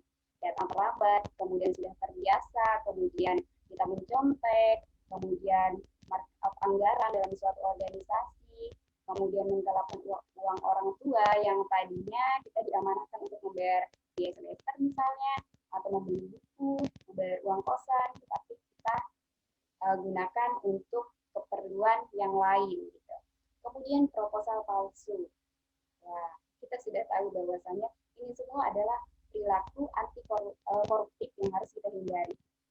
Membuat proposal palsu misalnya dalam suatu organisasi untuk suatu kegiatan, memperbanyak tanpa dengan seizin ketua umum misalnya, atau dengan tidak sesuai dengan kesepakatan. Kemudian ada plagiat. Nah, karena berawal dari tidak disiplin, waktunya tinggal sedikit nih, misalnya mengerjakan tugas dari dosen, karena tidak disiplin, tidak mengerjakan dari jauh-jauh hari, akan diikuti oleh perilaku koruptif lainnya. Kita akan mencontek ataupun plagiat gitu. Kemudian markup anggaran ini juga seperti tadi proposal palsu, markup anggaran di organisasi yang kita ikuti, baik itu organisasi internal maupun eksternal kampus dan unit kegiatan mahasiswa. Nah, untuk mengatakan tidak pada datang terlambat, mencontek, menggelapkan uang orang tua, proposal palsu, plagiat, dan menaikkan anggaran ini adalah jika kita lakukan sendiri itu rasanya sangat susah. Apalagi kita berada di lingkungan teman-teman yang menganggap ya itu sudah biasa gitu, datang terlambat, gitu, absen, ya itu mencontek biasa, sekali ini aja kok gitu. Atau menggelapkan uang orang tua, nggak apa-apa deh, saya naik, saya bilangnya untuk buku sekian, untuk kosong sekian, tapi kita menyalahgunakannya gitu. Kemudian untuk plagiat rasanya susah banget, apalagi kita dan teman-teman kita sudah terbiasa untuk melakukan plagiasi. Jadi kami hadir, komunitas mahasiswa penggiat anti korupsi ini adalah tempat kita sama-sama sharing, meningkatkan kesadaran dan tanggung jawab kita sebagai generasi muda, tentunya generasi pembawa perubahan untuk peradaban Indonesia yang lebih baik. Apalagi di sini adalah mahasiswa, siswa yang paling tinggi tingkatannya ya, sudah mahasiswa. Jadi ini merupakan lokomotif untuk meningkatkan integritas mahasiswa yang nanti menjadi calon-calon pemimpin bangsa yang tentunya kita harapkan berintegritas. Seperti itu. Nah, ini adalah salah satu nilai integritas yang sangat dasar sekali, dan kejujuran harus kita mulai dari diri kita sendiri, kita pahami dan sebarkan ke dalam organisasi kita masing-masing. Tentu itu tidak mudah, harus ada proses. Di sini dalam suatu hadis dikatakan dari Abdullah bin Mas'ud dari Rasulullah SAW bersabda, sesungguhnya jujur itu membawa kepada kebaikan dan kebaikan itu membawa kepada surga. Yang diriwayatkan oleh Bukhari dan Muslim. Nah, jujur memang sulit, tapi ketahuilah teman-teman bahwa jujur itu membawa kepada kebaikan, kebaikan diri sendiri dan kebaikan bersama, dan kebaikan itu membawa kepada surga. Selanjutnya, selain nilai kejujuran, di sini juga ada nilai tanggung jawab nih teman-teman. Kita sebagai mahasiswa yang punya kewajiban untuk belajar, kemudian kita juga mempunyai kewajiban atau tanggung jawab di salah satu organisasi. Kita harus benar-benar transparan dan bertanggung jawab atas apa yang diamankan kepada kita. Dikatakan dalam hadis ini dari Ibnu Umar radhiyallahu anhu dari Nabi Shallallahu alaihi wasallam, beliau bersabda, kalian adalah pemimpin dan kalian akan dimintai pertanggungjawaban atas kepemimpinan kalian. Seorang penguasa adalah pemimpin, seorang suami adalah seorang pemimpin seluruh keluarganya. Nah, demikian pula seorang istri adalah pemimpin atas rumah suami dan anaknya. Kalian adalah pemimpin yang akan dimintai pertanggungjawaban atas kepemimpinan kalian. Hadis riwayat Bukhari dan Muslim. Nah, ini adalah ayat-ayat yang menjelaskan mengenai pentingnya nilai kejujuran dan tanggung jawab yang dikaitkan dengan kita sebagai generasi muda, agen perubahan yang mempunyai kewajiban menuntut ilmu dan belajar melalui organisasi kita masing-masing. Nah, peran kami di sini adalah bergabung dalam kelompok WMJ untuk mensosialisasikan nilai-nilai anti koruptif dari lingkungan kampus, dari mulai hal-hal yang kecil tentunya. Alhamdulillah, komunitas ini berdiri pada tanggal 14 Desember 2019, diinisiasi oleh Bunda pembina kami yang hari ini yang selalu hadir Bunda di mana-mana, oleh Dr. Rika Sa'dia di kelas karyawan jurusan Pendidikan Agama Islam Fakultas Agama Islam Universitas Muhammad di Jakarta. Teman-teman di sini juga ada yang beberapa hadir kelas karyawan sepertinya, terima kasih atas kehadirannya. Nah, ini adalah kegiatan kami dalam pendidikan anti korupsi bagi aktivis mahasiswa FIUMJ. Di sini kami menitik beratkan kepada aktivis. Di sesi lain juga kami akan berkolaborasi dengan komunitas lain, dengan mahasiswa yang bukan aktivis juga, dan melalui dokumentasi foto ini kita didatangi oleh narasumber penyidik anti korupsi juga Bunda Rika. Nah, tujuan kegiatan kami adalah untuk mengedukasi dan mensosialisasikan untuk meningkatkan kesadaran bahwasanya generasi muda, mahasiswa harus ikut berperan aktif dalam pemberantasan korupsi dan ikut menyebarkan nilai-nilai anti korupsi di dalam organisasi yang masing-masing dia ikuti. Karena dalam sosialisasi ini teman-teman yang ikut mempunyai latar belakang organisasi yang berbeda-beda. Ada yang dari himpunan mahasiswa jurusan, ada yang dari BEP, ada yang dari unit kegiatan mahasiswa, kemudian dari organisasi eksternal maupun internal kampus. Nah, ini adalah sharing session anti korupsi antar komunitas yang kami lakukan melalui board game. Yang ini ada Kesatria dan Terajana. Nah, ternyata kita belajar anti korupsi tidak hanya melalui sosialisasi dan edukasi saja, tetapi bisa melalui media game seperti ini, teman-teman. Ini dokumentasinya Kesatria dan Terajana. Nah, di sini ada flyer anti korupsi oleh mahasiswa Kompak UMJ. Sangat menarik dan kreatif. Ini di bawah naungan Bunda Pembina, Bunda Rika Sadiah tentunya. Di sini dikatakan, hidup itu sejahtera jika menaati peraturan hukum dan agama. Jadi hidup itu sejahtera bukan karena si kaya dan si miskin tadi seperti Kak Ina bilang. Ternyata hidup sejahtera itu jika menaati peraturan hukum dan agama. Yang dikatakan juga berani jujur, berani melawan. Ini adalah karya salah satu mahasiswa yang tergabung dalam Kompak UMJ. Nah, ini ada juga ajakan, ayo bertindak, bagaimana mau membersihkan kalau Anda sendiri kotor. Mari berantas korupsi mulai dari diri sendiri. Mobil Ferrari memang mahal, tapi kejujuran lebih mahal. Seperti Kak Rina tadi kan lelang mobil sport ya, memang mahal gitu ya, tapi kejujuran lebih mahal. Tidak bisa dibeli gitu. Selanjutnya, jangan mau hidup sederhana tetapi malulah hidup kaya tapi hasil korupsi. Nah iya tadi kita jangan menganggap bahwasanya kekayaan itu adalah sumber kebahagiaan dan kesederhanaan itu membuat kita malu. Nah kalau kita kaya tapi hasil korupsi, disitulah letak malunya seperti itu. Nah ini juga ada flyernya. Ditolak perempuan sudah biasa, tetapi menolak untuk tidak pada korupsi itu luar biasa. Luar biasa keren. Nah, ini ada ngutang boleh, korupsi jangan, karena jujur itu dahsyat. Iya, tadi karena kejujuran itu sangat mahal, tidak bisa dibeli dengan apapun.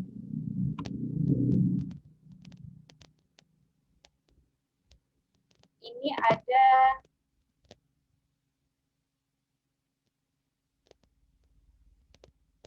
lirik lagu keadilan teman-teman dari Nasudaria, tapi Kak Oyo di sini nggak bisa nyanyi. Bunda mau izin Kak Oyo bacakan saja liriknya. Yang kita mengikuti arah ini ya, arah panahnya. Lirik keadilan, lirik lagu keadilan dari Nasudaria. Ternyata dalam hal apapun kita bisa berdakwah untuk mengajak kepada kebaikan, seperti lirik lagu keadilan oleh Nasudaria ini yang dari Jawa Tengah. Di sini dikatakan, adikku melanggar hukum. Aku yang menjadi saksi, paman penuntut umum, ayah yang mengadili, dan walau ibu gigih membela, yang salah diputus salah. Tapi awas serayaan setan melalui manisnya harta, dan apabila kita tergoda, sikap terpuji akan sirna. Semoga Allah melindungi penegak keadilan. Yang bisa kita ambil di sini adalah bahwasannya lirik kebaikan yang ada dalam lagu Nasudaria yang berjudul keadilan. Di sini ada 5 pemeran teman-teman. Adiknya melanggar hukum, kemudian saya menjadi saksi, paman sebagai penuntut umum, dan di sini ayah mengadili, kemudian ibu yang gigih membela, tapi yang salah diputus salah. Karena keadilan dan kebenaran harus kita tetap junjung tinggi bersama-sama. Tapi ada satu hal tantangan di sini, awas rayuan setan, tadi keserakahan kita, kemudian ketidakjujuran kita, ketidakbertanggungjawaban kita atas amanah yang dipercayakan kepada kita, melalui manisnya harta, melalui suap menyuap, gratifikasi, keserakahan, dan kita tergoda akan bisikan-bisikan itu, tantangan-tantangan itu, maka sikap terpuji tadi akan sirna, sikap yang sudah kita pahami, kita aktualisasikan sebelum-sebelumnya, kita sebarkan, tetapi ketika kesempatan datang, nyatanya kita masih tergoda dengan manisnya harta, tergoda dengan perilaku korup tadi, maka sikap terpuji akan sirna. Nah, di sini dikatakan semoga Allah melindungi penegak keadilan. Jadi konsistensi dalam sikap kita itu sangat penting dimanapun kita berada, konsisten dengan sikap-sikap kita sebelum kita mendapat suatu jabatan dan ketika sudah mendapat jabatan. Ada lagi teman-teman di sini, Kak Oyo mengambil lirik perdamaian, rasanya kok relate banget lirik perdamaian ini dengan perdamaian di negara kita seperti itu. Ini juga lirik dari Nasidaria.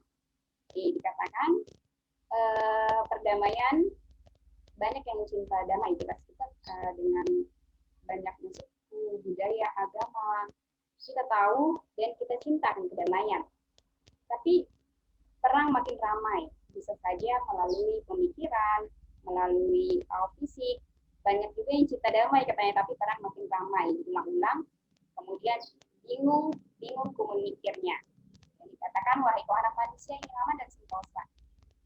Kita semua ingin aman dan sentosa. Kita sebagai manusia, tapi kita sendiri yang membuat senjata dengan biaya yang berjuta-juta. Untuk apa? Untuk menghancurkan dulu yang sudah kita berikan. Jadi sebenarnya perdamaian itu bersumber dari manusianya sendiri, gitu. Dia membangun bangunan dan dia juga yang menghancurkan. Dia membuat senjata dengan biaya berjuta-juta. Gitu. Katanya cinta damai, tapi peperangan makin ramai oleh siapa? Oleh manusia itu sendiri. Jadi kita di sini sebagai generasi muda, agen perubahan, harus mewujudkan menjaga perdamaian dengan nilai-nilai perdamaian tadi, gitu. Dan ini sangat relate banget dengan kondisi kita saat ini. Semoga kita generasi muda setelah tahu menyadari betapa pentingnya peran kita dalam menciptakan, menjaga, dan membebaskan Indonesia dari korupsi dan menyebarluaskannya ke organisasi-organisasi kita. Oke, terima kasih teman-teman semua. Sekian dari Kak Oyo, kurang lebih mohon maaf. Semoga apa yang kita sampaikan pada hari ini dapat bermanfaat khususnya untuk kami sendiri. Terima kasih atas kehadirannya. Billahi taufiq wal hidayah. Wassalamualaikum warahmatullahi wabarakatuh. Waalaikumsalam warahmatullahi wabarakatuh. Terima kasih Kak Oyo atas penyampaiannya. Ya, baik. Oke, terima kasih teman-teman semuanya telah hadir sampai di siang hari ini. Silakan bagi teman-teman yang mau bertanya. Tadi Kak Oyo menyampaikan materi tentang korupsi, perdamaian, terus tadi sebenarnya lirik lagu ya yang dibawakan oleh Kak Oyo.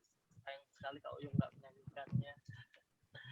Baik teman-teman, silakan kalau ada yang mau bertanya. Saya memantau chat belum ada yang bertanya. Silakan kalau mau ada yang bertanyakan, silakan langsung open mic aja. Ada?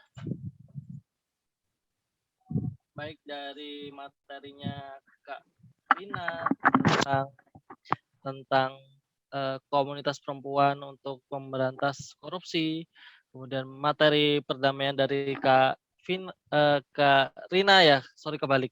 Tadi Kak Vina ya yang SPAK Jakarta, kemudian juga dari Kak Rina tentang perdamaian dan tentang korupsi, anti korupsi dari Kak Oyo. Silakan teman-teman, ada yang mau bertanya?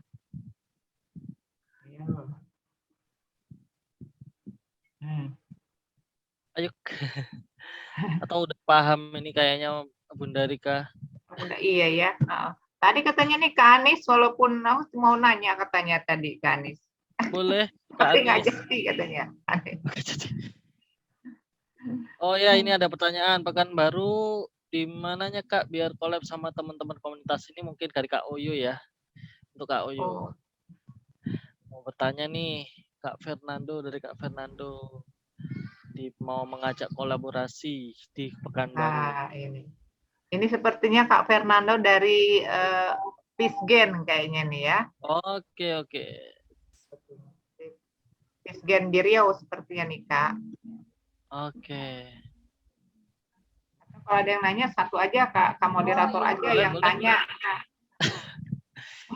Mungkin saya pengen mau nanya, Pak. Boleh. Kak Boleh. Hari pribadi, silakan. Ya baik. Terima kasih kepada moderator dan tanpa mengurangi rasa hormat kepada rekan-rekan yang lain, termasuk terutama pemateri.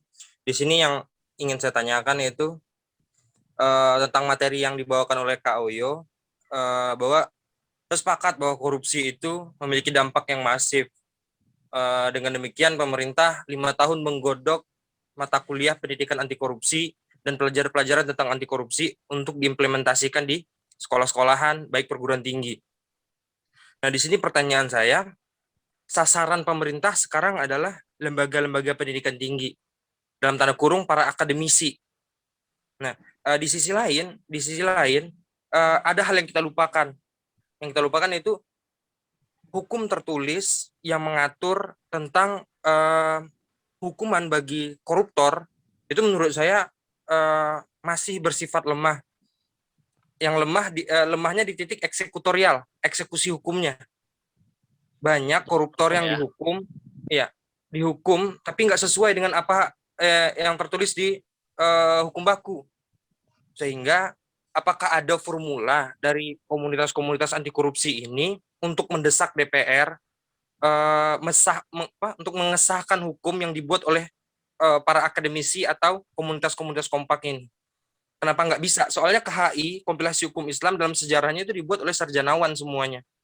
Kenapa kita nggak buat? Soalnya korupsi ini dampaknya panjang. Ayo kita buat hukum-hukum seperti itu. Ada nggak kemampuan atau keinginan dari komunitas ini untuk membuat legitimasi hukum yang itu? Terima kasih.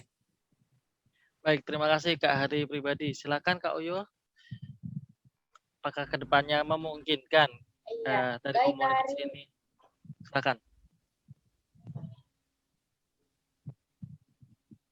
Ya, baik Kak Hari, terima kasih atas pertanyaannya, luar biasa. Sudah hadir dari awal sampai saat ini.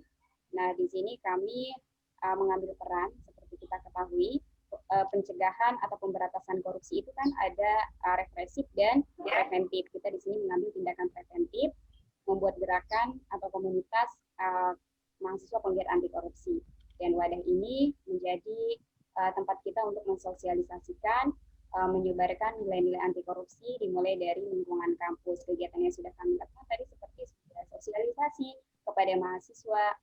Namun di sini dari Kak Hari tadi sangat memungkinkan dan insya Allah ke depannya akan kami terima masukannya dan sangat luar biasa untuk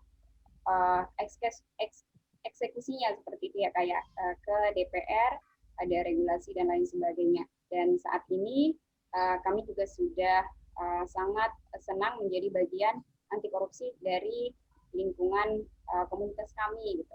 Dan teman-teman mahasiswa juga tertarik. Kita juga dalam pelatihan itu kita sertakan mahasiswa yang aktivis gitu. Jangan hanya menjadi demonstran unggul saja, turun ke jalan, ikut turun, tapi lupa mengkaji apa hakikat dari demo ataupun dari dirinya sendiri saja. Kalau masuk kelas nggak relevan gitu dengan sikap dia yang turun ke jalan, tapi kalau turun disiplin masuk kelas ataupun berintegritas saat ujian, kemudian di organisasinya sendiri belum tentu gitu. Jadi kita masih kepada dimulai daripada hal yang kecil, pencegahan dan kesadaran yang kita bangun untuk pribadi mahasiswa itu sendiri gitu. Bagaimana kamu harus bertanggung jawab atas kewajiban kamu sebagai mahasiswa dan akademisi. Dan untuk masukannya ini luar biasa, Kak Hari, ke depannya insya Allah akan kami analisis kembali. Dan terima kasih Bunda Pembina juga di sini sudah hadir. Mungkin kepada Bunda Rika untuk menambahkan, Bunda. Sudah cukup Kak Oyo. Ya, sudah cukup penjelasan Kak Oyo ya. Baik, Jadi terima mungkin kasih Kak Hari Kak juga Oyo. kalau punya komunitas mungkin kita bisa kolaborasi Kak Hari ya. Untuk komunitas mungkin saya belum punya Kak. Cuman kalau seandainya nanti ada langkah awal untuk penyusunan itu, saya ingin sangat senang kalau seandainya diajak ikut terlibat di dalam. Apalagi saya sangat benci dengan yang namanya koruptor. Kalau bisa itu dihukum mati, di Monas itu dibuatin penjara untuk para koruptor biar bisa ditonton oleh semua orang. Cuman itu melanggar UUD kan, jadinya nggak ada nilai kemanusiaan di dalam. Cuman menurut saya koruptor itu bukan manusia itu. Terima kasih Kak. Baik, Aduh, terima kasih Kak ini Hari. Nah, nanti ilmiah kalau banget. mungkin dari Kak Oyo dengan komunitasnya maupun Kak Vina, ya kalau dengan Kak Vina dengan Spak Jakarta ingin memberikan Ya. kajian-kajian terkait hukuman yang setimpal baik finansial maupun non finansial bagi koruptor.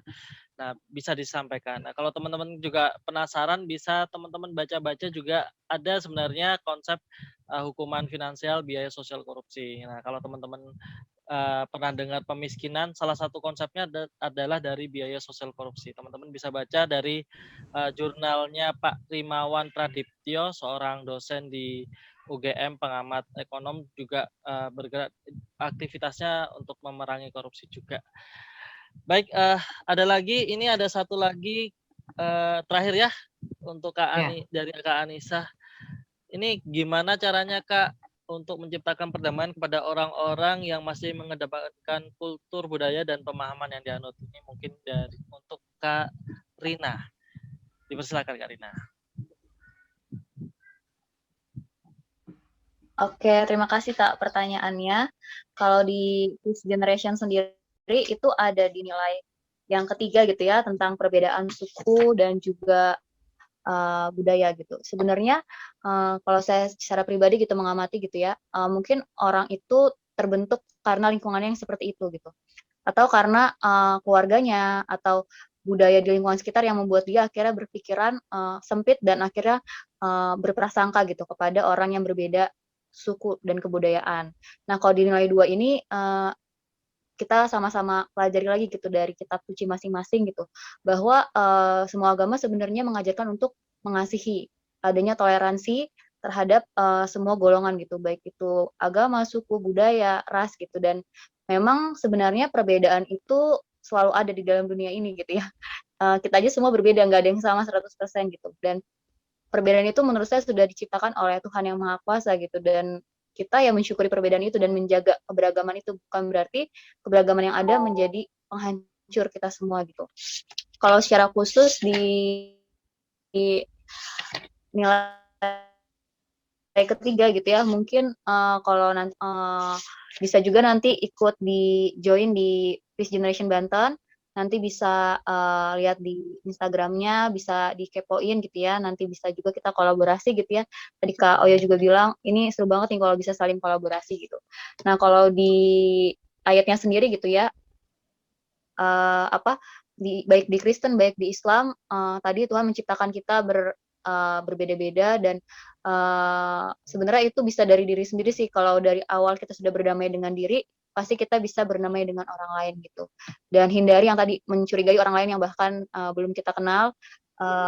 Dan yang pastinya kita nggak bisa juga sih mengklaim gitu ya, karena kita hidup misalnya 18 tahun dia hidup di lingkungan yang membenci satu suku gitu ya, nggak bisa secara instan orang tersebut akhirnya dengan mudah gitu ya, walaupun udah dikasih 12 nilai dasar perdamaian bisa menerima gitu. Tetapi balik lagi sih, kita sama-sama membaca kitab suci kita masing-masing dan melihat adakah di situ kita disuruh membenci saudara kita gitu ya. Kalau aku pikir gitu ya, kayak kita sama hewan, tumbuhan disuruh mengasihi, disuruh memelihara, apalagi sesama manusia gitu sih. Jadi kita kembali lagi ke natur kita sesama manusia. Itu aja sih Kak, kalau dari saya. Nanti bisa kita sama-sama kalau mau belajar lagi, ada di modul 12 nilai dasar perdamaian. Terima kasih Kak. Baik, terima kasih Kak Rina. Wah, ini berarti banyak banget sebenarnya materi yang akan disampaikan oleh Kak Rina ya. Ada 12 modul. Jadi kalau teman-teman di sini yang masih penasaran bisa bergabung dengan Pisgen, terutama teman-teman yang lagi ada di wilayah Banten, silakan kontak langsung Instagramnya Pisgen Banten ya.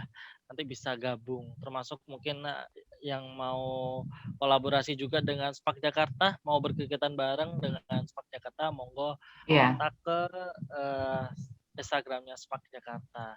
Kak Baik, Tony, Kak ya. Tony ini satu lagi nih Kak Tony, tapi dia ke Boleh, WA saya sebetulnya. Dia Oh, iya, nanyanya iya. gini, katanya, Bun tanyain mungkin ini ke Kak Vina atau Kak Oyi juga. Jadi kalau menurut riset itu sebetulnya kecenderungan korupsi itu laki-laki atau perempuan sih yang lebih banyak, katanya gitu. Oke, ini berarti ke Kak Vina deh. Kak Vina, cenderung mana yang korupsi nih? Perempuan apa laki-laki? Silakan. Kecenderungan ini nggak ada ngomongin usia juga sih, nggak ada ngomongin Ada gender juga ya. gender, usia, bahkan kalau usia pun aja sekarang makin muda kan yang korupsi. Terus kalau ngomongin gender kayaknya udah bukan lagi ke gender deh, laki-laki sama perempuan selalu berpotensi untuk melakukan tindakan korupsi itu sendiri. Jadi kalau dibilang laki-laki sama perempuan mana yang lebih, dua-duanya tetap berpotensi. Gitu aja sih. Bagaimana caranya nanti ke depannya bisa saling membatasi diri aja gitu. Jadi nggak mau bilang ini tuh banyakan laki-laki atau perempuan, tapi kalau perempuan bisa lebih besar untuk menyebarkan nilai-nilai itu sendiri, karena kan pendidikan yang lebih utama tadi balik lagi ke ibu gitu. Ya nggak sih, dan ibu kan lebih cenderung kalau wanita cenderung cerewet ya nggak sih? Jadi, apapun itu, jadi kalau misalnya laki-laki atau perempuan, saya nggak mau lebih lanjut jawabnya gitu sih. Nggak apa-apa. Takut ya Kak ya, takut diomelin sama Master Tony kalau nyebut laki-laki yang paling banyak, karena memang jumlahnya laki-laki ya kan. Karena kan korupsi udah banyak, laki-laki banyak, perempuan juga banyak yang nggak sih sekarang. Iya. Dan perempuan di lingkaran koruptor laki-laki pun juga banyak. Jadi sebenarnya banyak jadi makanya kenapa korupsi itu dinamakan extraordinary crime, karena pelakunya itu kita semua berpotensi. Kita semua itu, ya saya yang lagi ngomong di sini pun berpotensi untuk melakukan tindak pidana korupsi. Siapapun bisa, kalau sudah kena teorinya Ghosn tadi, penyebab korupsi, itu bisa semua orang bisa berubah gitu ya. Kemudian korbannya juga siapa aja, jadi ke siapapun. Jadi memang extraordinary crime ini si korupsi. Kalau dari Kak Oyo ada yang mau ditambahkan soal gender ini, apakah punya pengaruh? Kak Oyo masih di sini? Oh iya.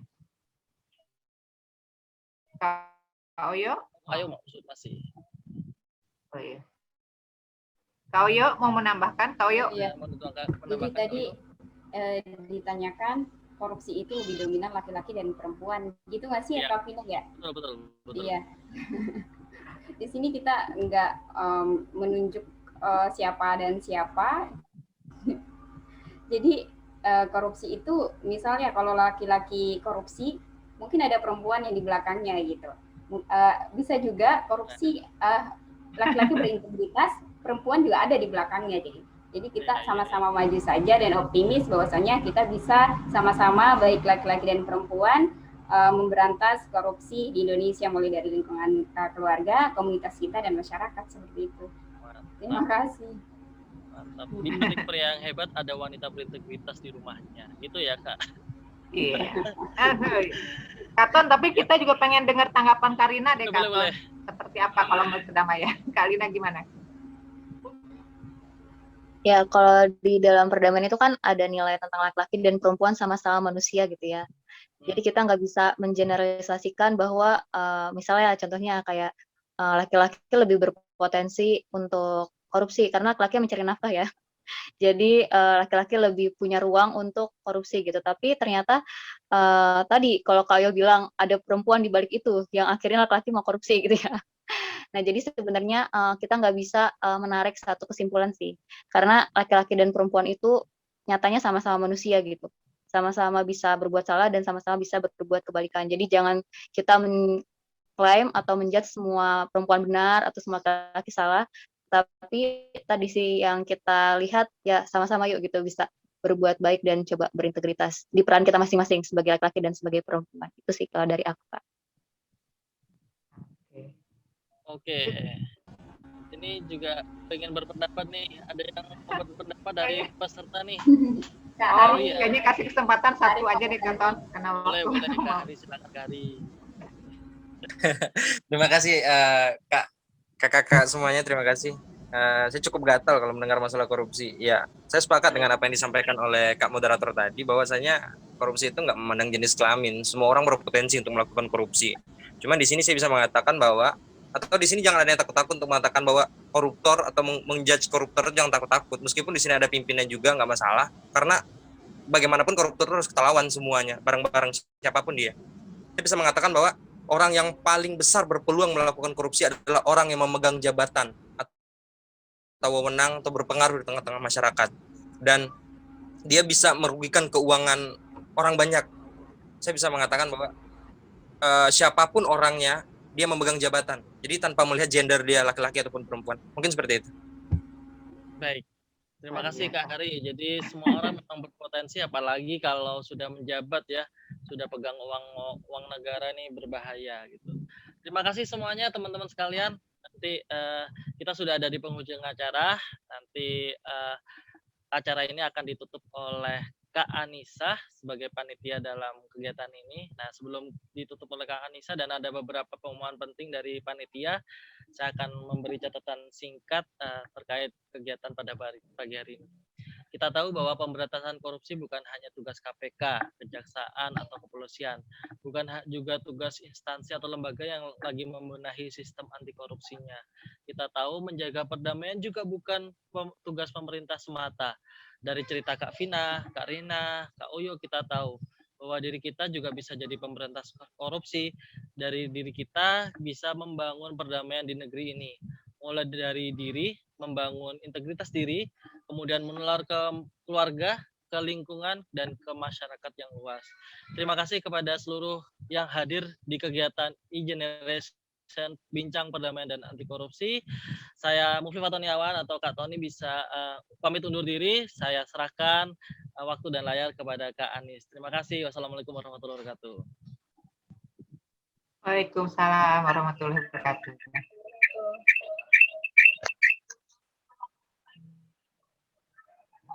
Terima kasih kepada Master Tony yang telah memandu acara webinar hari ini.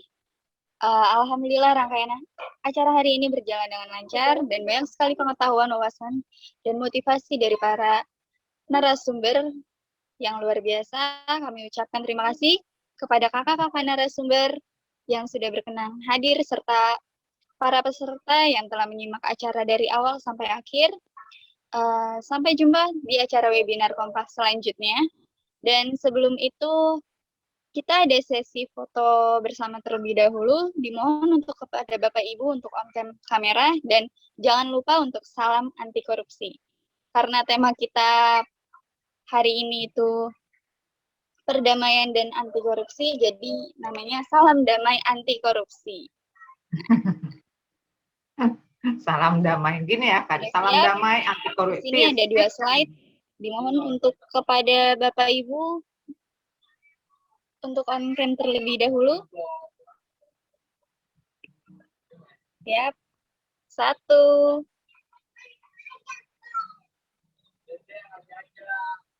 Tunggu sebentar ya. Oke.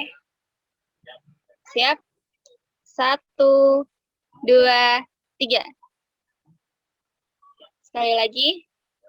1, 2, 3. Peace. Damai. Baik. Terima kasih. Saya selaku pembawa acara undur diri. Mohon maaf jika ada kendala dan tutur kata yang kurang berkenan. Akhir kata, terima kasih. Assalamualaikum warahmatullahi wabarakatuh. Waalaikumsalam warahmatullahi wabarakatuh. Ya, oke. Terima kasih Kak Rina, Kak Oyo, Kak Vina, luar biasa. Kak Hari, ini Kak Hari, semangat Kok Kak Hari nggak menampakkan wajahnya nih Kak Hari? Kak Francisca. Kalau sesi foto-foto nggak ikut-ikutan, Bu. Cuma sesi diskusi aja ikut-ikutannya. Ya, nggak begitu dong. Kan gimana kita mau kenal berkolaborasi kalau kita tidak saling nampak melalui wajah langsung. Kan gitu ya. Baik, Ibu, nanti nggak mau apa-apa. dijawab aja mungkin. Ya, oke. Oke ya, terima kasih kakak-kakak. Ini tadi Kak Anies belum menyampaikan ya mengenai sertifikat dan sebagainya. Itu nanti kita batasi sampai jam 1:04. Jadi silahkan untuk diisi ya. Di situ sudah lengkap materi dari Kak Rina, Kak Oyo, sama Kak Pina tadi. Dan juga link untuk sertifikatnya sudah lengkap. Tinggal diisi saja. Nanti langsung sertifikatnya masuk ke email kakak-kakak semua.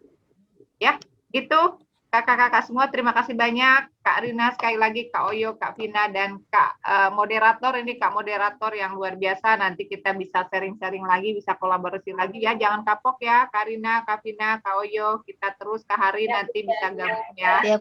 Ya, ini juga ada Kak Kodir, Kak. Siapa ini? Kak Muhammad. Siapa nih ya? Banyak yang nggak saya kenal masalahnya ini, gitu ya. Salam kenal semuanya. Nanti kita bisa berkolaborasi kembali ya, kakak-kakak ya. Silakan Kak Anies. Untuk di ini. Makasih semuanya. Assalamualaikum. Kak Oyo, Kak Vina. Terima kasih semua. Sampai ketemu lagi. Ya, makasih teman-teman.